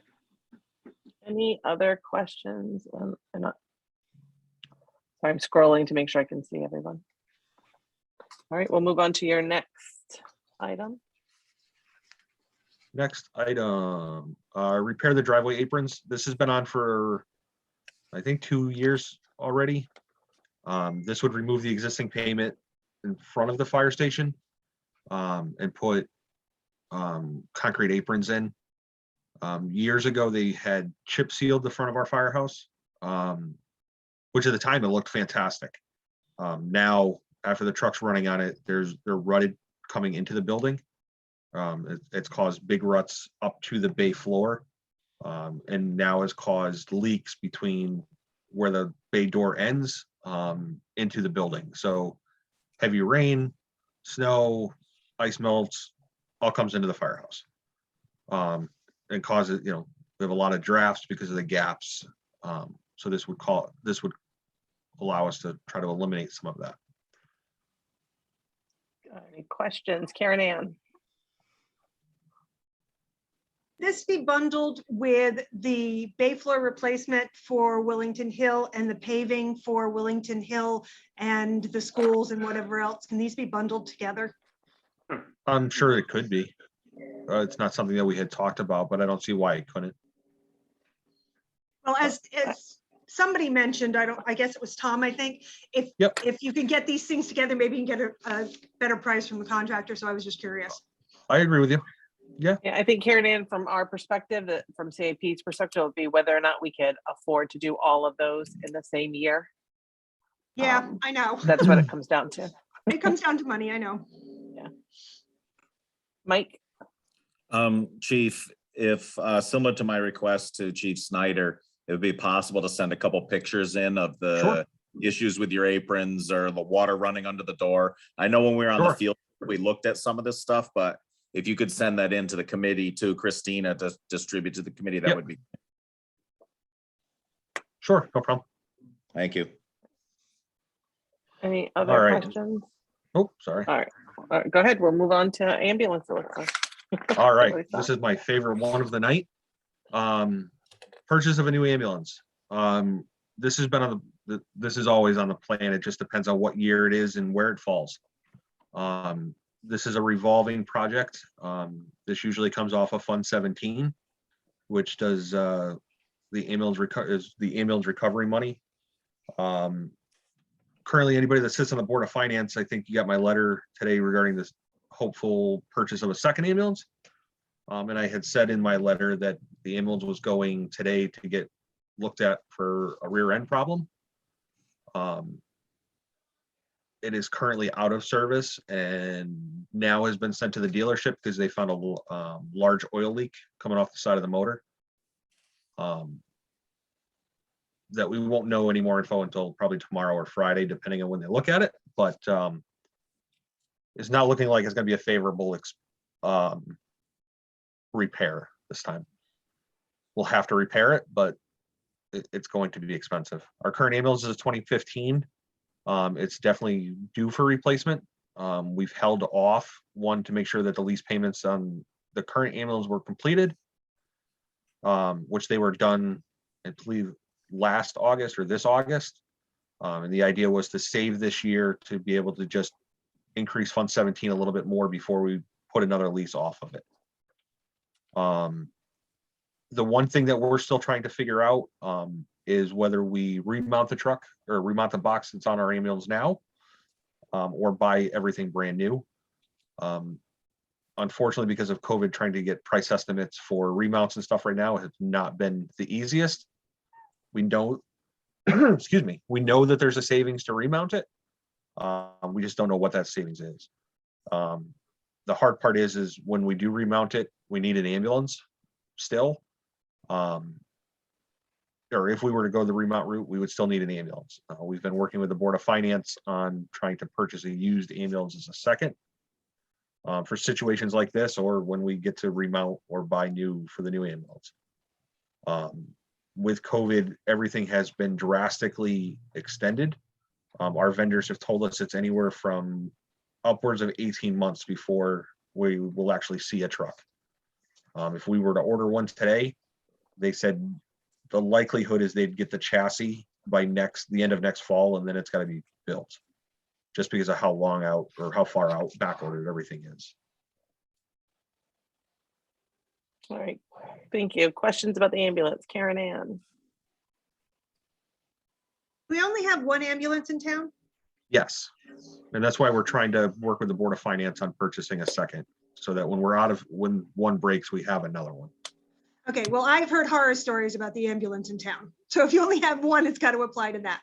I know somebody who had to take it and she said it was like there were no shocks on it at all. I agree with you, and that's been a constant issue that is, yeah. So it was going out originally to be looked at for a problem with the rear end, and it, excuse me, they found a major issue with the engine that they've got to diagnose. So the engine's coming over but this truck has had an issue since it was in an accident shortly after it was new, and has had significant ride and suspension issues since then. Okay, thanks. Any other questions regarding the ambulance? In general, Steph? what is the lifespan of a new ambulance? Of a brand new one, 5 to 7 years is what we usually keep them.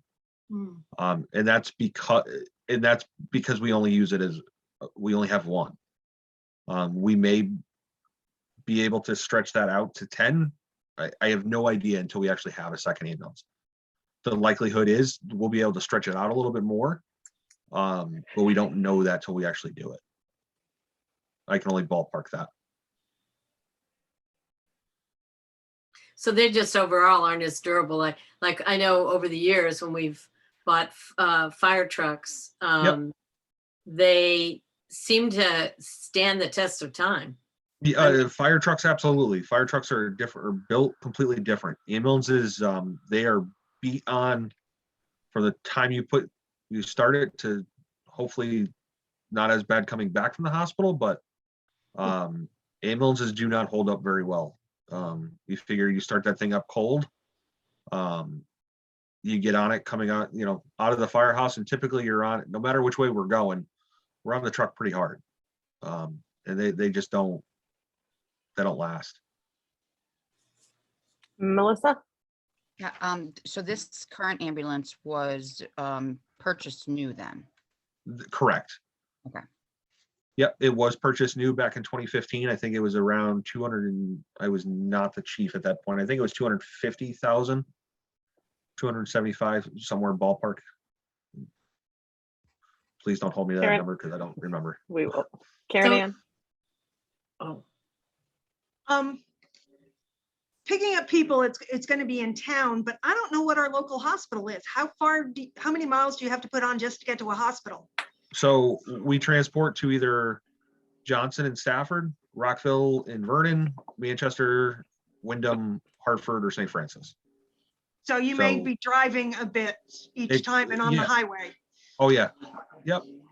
And it's not uncommon for us to be going at least to Wyndham, if not Hartford. So do you go to Steph, Harrington? you had something? Yeah, we do go to Harrington? Harrington. Usually out of calls either on the highway or up in Union. Yeah, the I only just nice- wanted to know for the purposes of the proposal that you're talking about a lease, right? Yeah, so usually it's a lease purchase, over 5 to 7 years, whatever Donna can get best. Donna usually takes care of that part. So it'd really go through through 29, on the cost, right? Yeah, I just did it out through the 5-year. Through the 5-year plan. Yeah. Yeah. Yep. Okay. All right, any other questions on the ambulance? Unfortunately, the ambulance is one of those things that to continue with Fund 17, we really need to keep a good ambulance. And preferably a second to try to make sure we're not missing that revenue. Okay, thank you, Chief Moore. All right, any questions remaining regarding the proposals we heard tonight? All right, then we'll move on to review of ongoing projects. So I'll defer to Chief Moore and Chief Snyder. Last week we talked about ongoing projects, and what we didn't touch on were fire department or school. So Phil gave us his updates. If you could update us on any projects you had that were in the current year one plan. The two or the ones that I know of, and I'm going to let Stuart jump in here shortly. The fit test machine, which is a joint project for both fire departments. We're waiting on the ARPA funding. That is a prime example of what should be spent under ARPA. So we're kind of waiting for the committee to meet and try to present it through there. The other topic is the oil tank replacement, Stuart. Yes. And I'll let Stuart touch on that. Just jumping back to the fit test machine.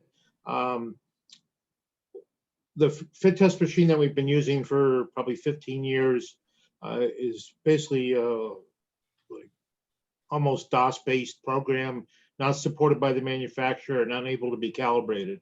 So that kind of forces the retirement of it. The other opportunity that popped up is with the new fit test machines, we can fit test on the N95 masks. The somewhat fine print in the OSHA guidance is if an employer is supplying a N95 or greater respirator to its employee for the purposes of protecting them from a hazardous environment, that they must be fit tested annually. And it's specific by make, model, brand, whatever you want to call it for the mask. So the SCBAs are pretty straightforward. They come in usually 3 sizes. You get fit tested on 1 or more, and that's good for a year. The N95 masks that we have been getting primarily from the state are all different brands. We probably have 15 different brands of masks. And if we're going to be using those different brands, we need to fit test on each and every one of them.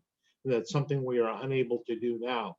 And so our thought was that it should line up, very well with the ARPA priorities of being able to fit test both the SCBA's, but nowadays, more importantly, the N95s that we have.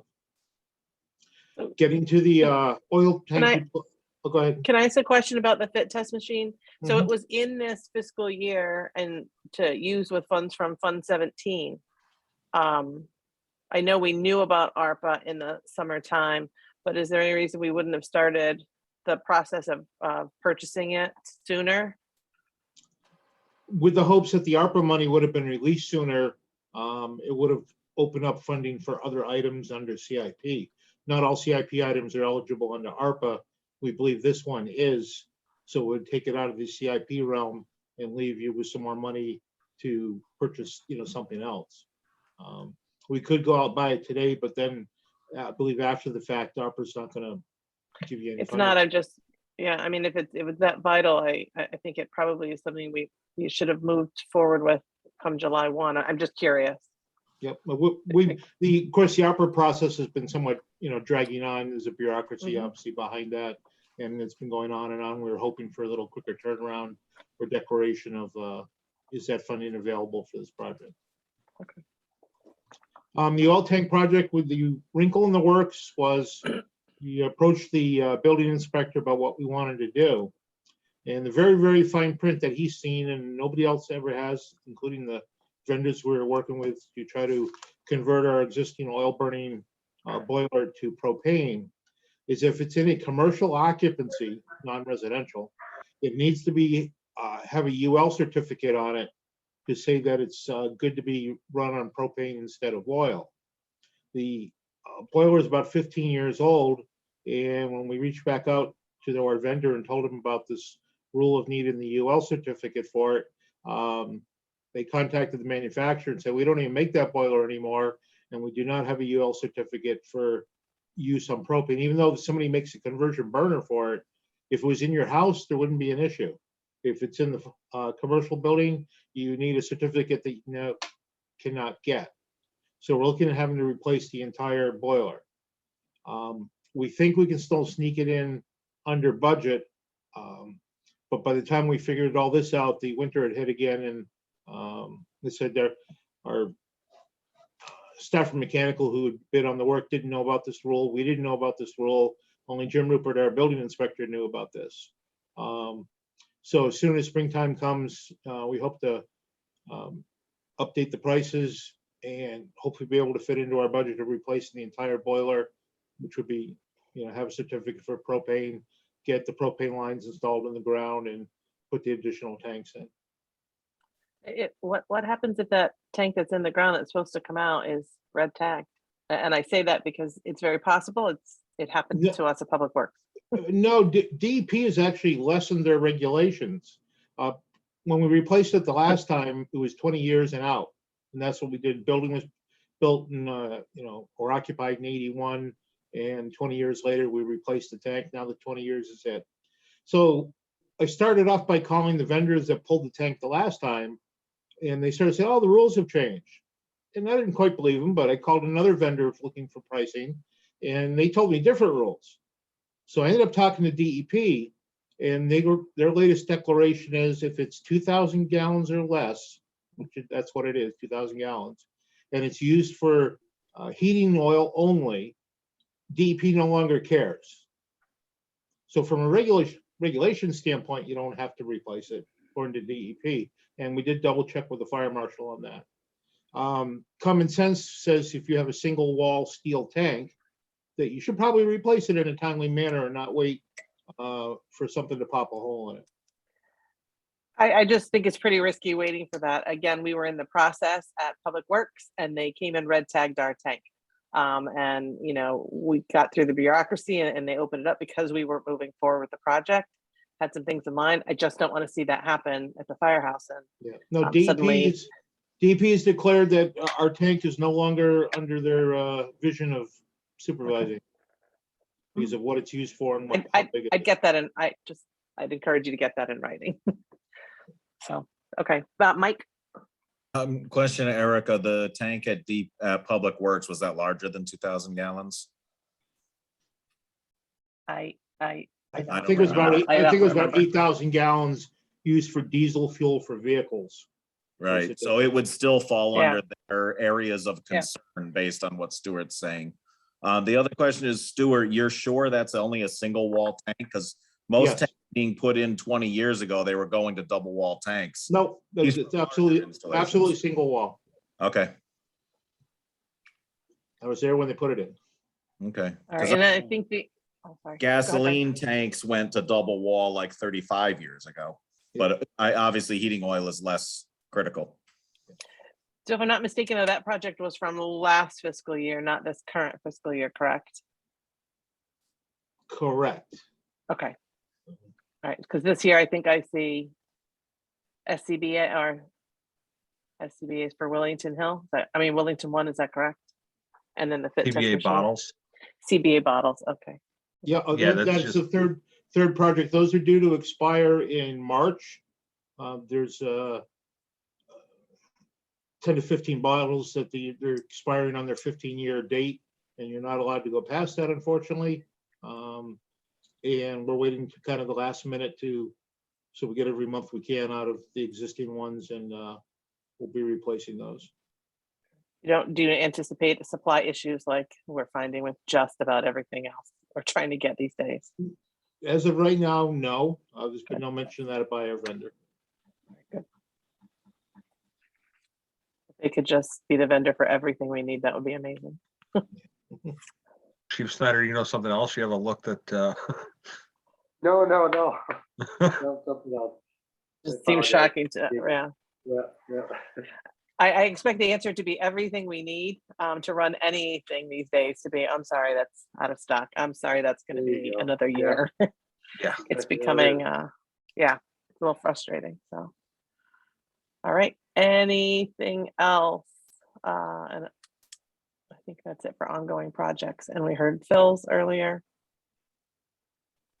All right, I will mention one thing. It's off topic, but regarding our plan. So typically you get, I'm going to give you a visual here. You get the nice spreadsheet. We are currently working on it. COVID has really held things up on our staff. We, like everybody else, have been hit in the town hall. And so everyone, every department has been hit by this. So Kelsey and I are working on this. And I wanted to talk to Christina, and she had to hop off, so I'll ask for her guidance. Last year, we typically take the new projects and we put them in exactly where folks ask for them. And typically, everything just moves forward a year, and occasionally some new projects are added. We did this funny plan A, plan B in year 5 last year. Is anyone opposed to me leaving the school projects right where they sat and not in the individual years? Phil put them in, and we can do the maneuvering from there. Put them in the years So, as right. proposed. Yeah, I mean, I'd be redoing the entire plan if I put them in the years that Phil proposed them. Last year, we had that if we built a new school or if we did all these projects. So it's not as easy just move everything forward a year like we typically would. And I can certainly rework all of that. It'll take us a little bit more time in between everything else we're working on, unless someone is opposed. I think So leaving what that Phil- column A and column B. Mike.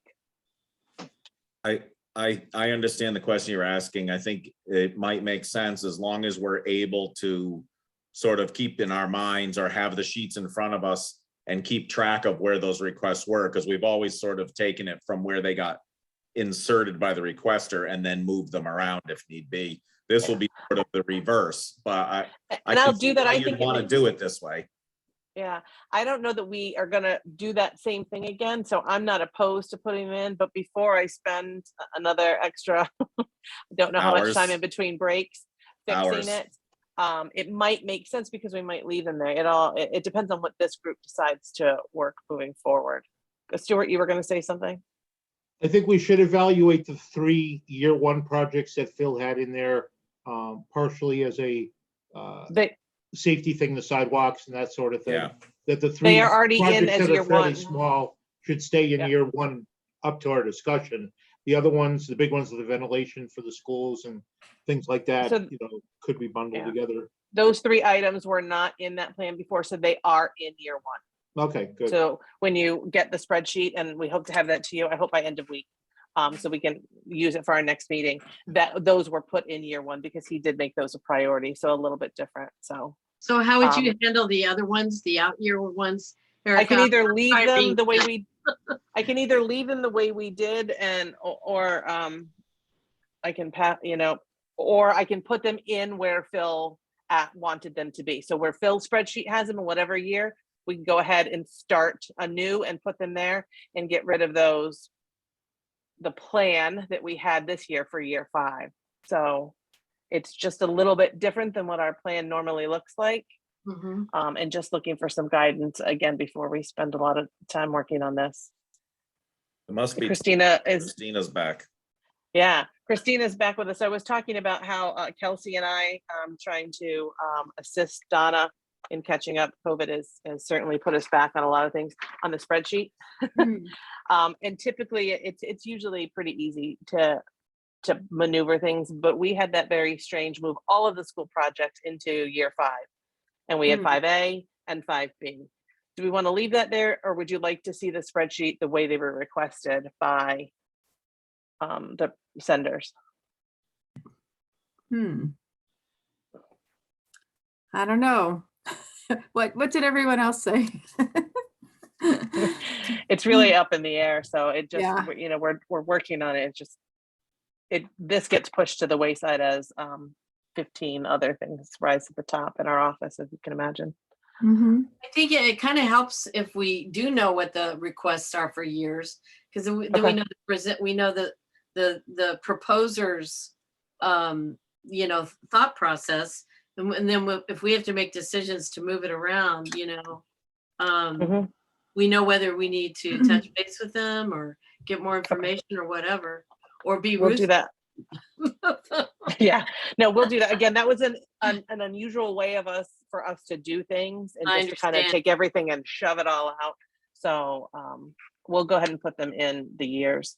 Stuart? Yeah, I think that's good. I just want to commend Phil and his staff for holding off as best they can on a whole lot of pent up projects, building projects in the existing schools, because obviously we are all from one end of town to the other awaiting what the school building committee recommendation is going to be, and ultimately a vote of that will come to the town of what's going to happen, be it 1 school, 2 schools, a new school.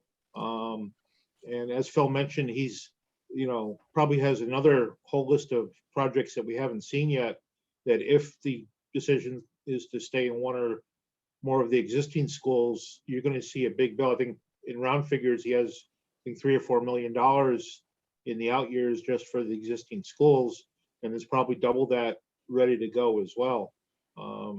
And so they're holding off in terms of CIP for the last year or 2, and obviously in the future till that decision is made. We kind of have to hold off as well, that let alone reimbursement may not be available because we have this pending school project kind of up in the air. Or if they decide to go to a new school, what's going to go on with the existing buildings, which I don't know if the school building committee is going to get to that point as well in terms of recommendations of selling them, repurposing them. What would you do with Hall School if you left that and went to a new school? Would the town office building move to Center School? I mean, and how much money would you need to fix up that school at that point? So there's a whole lot of what ifs, and that's why we split it last year of, okay, plan A is, let's push all the school stuff out, but knowing that it's going to come back, and it may come back sooner than you like. Well, and I'm even thinking, what about the time remaining? I mean, it takes a long time to either rehab fully or certainly build a new school. So what about the deterioration that some of these projects, like I was kidding them tonight, they're old friends, or something like windows or leaky roofs or whatever that would be an ongoing issue. I don't know that we want to put them off until there's fruition, but I do understand that it's all kind of in the same knitting job, that we've got to knit it all together. Steph, one of the reasons why I put in a request that was presented last week for a facility study, so that if this moves into one of those two things, that the town will now look at those buildings, because let's say, for instance, Hall School is still used as a school and it's renovated to new. Let's give that assumption. That leaves Center School and a town hall. What do we need out of a town, and what can we use those buildings? If we were to move the town hall into Center School, what would it take?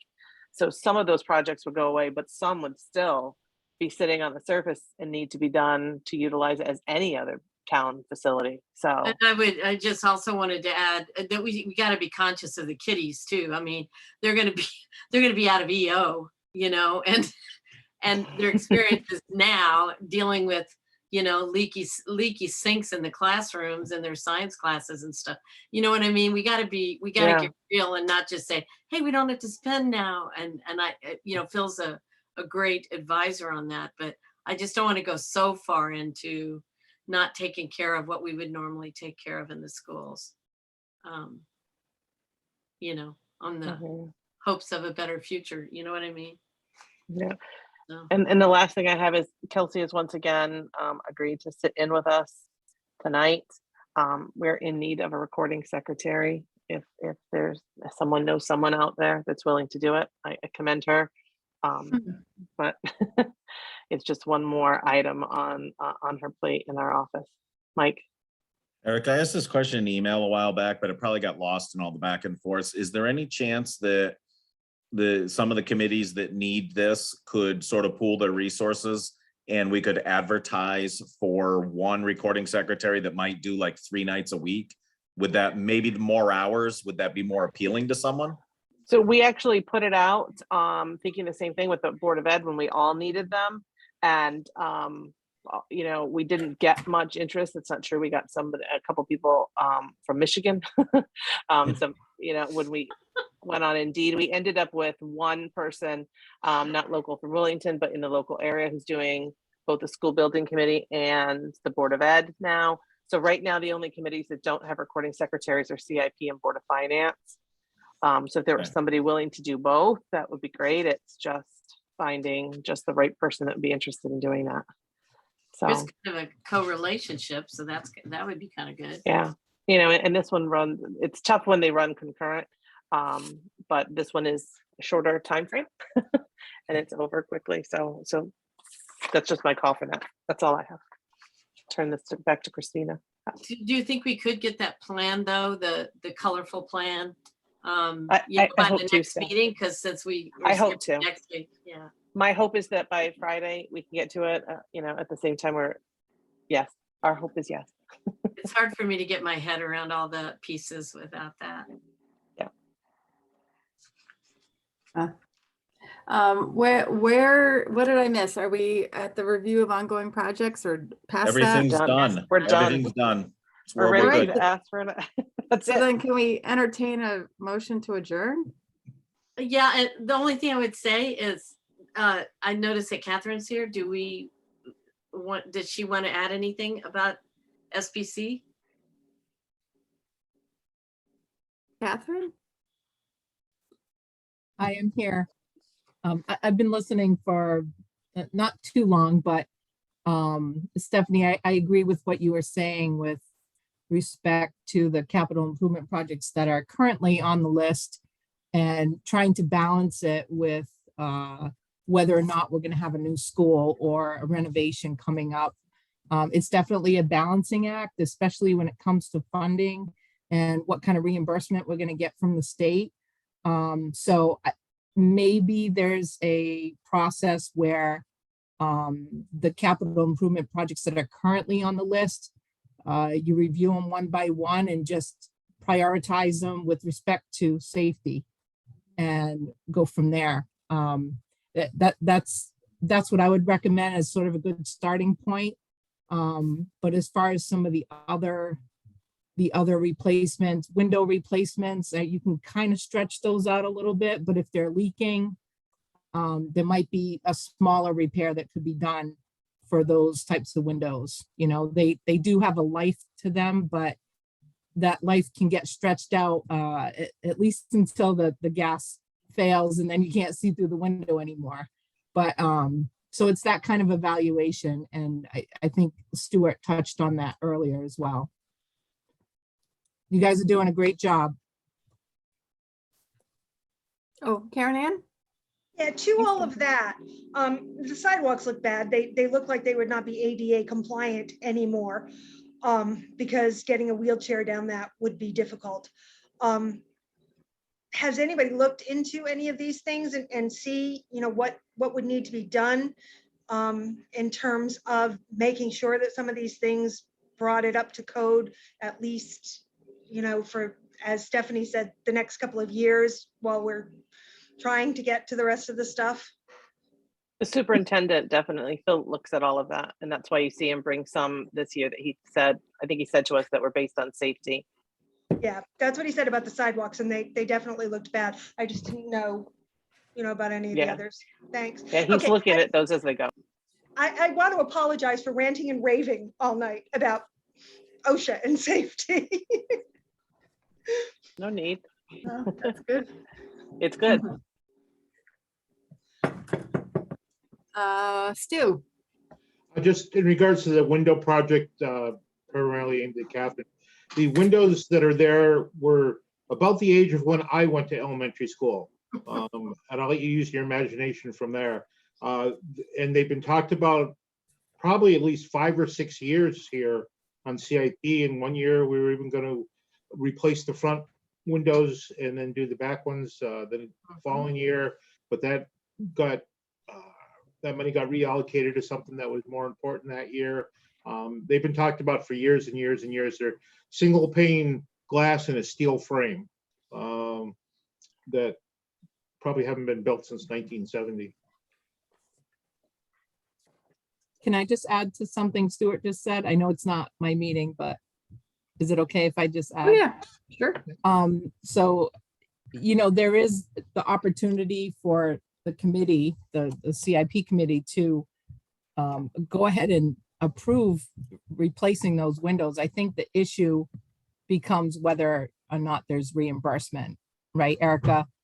You know, so if the town decides, you know what, we have to replace these windows because they're 50 years old, then, you know, that might just be a town decision where you have to do it. And there may not be reimbursement for it because of this pending school project or renovation project, but that is an option. So something to consider.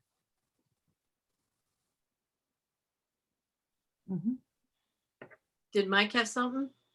Oh, yeah, Mike. Yeah, I hate to be that guy, but I think we're a little off agenda here. Move to Okay. adjourn.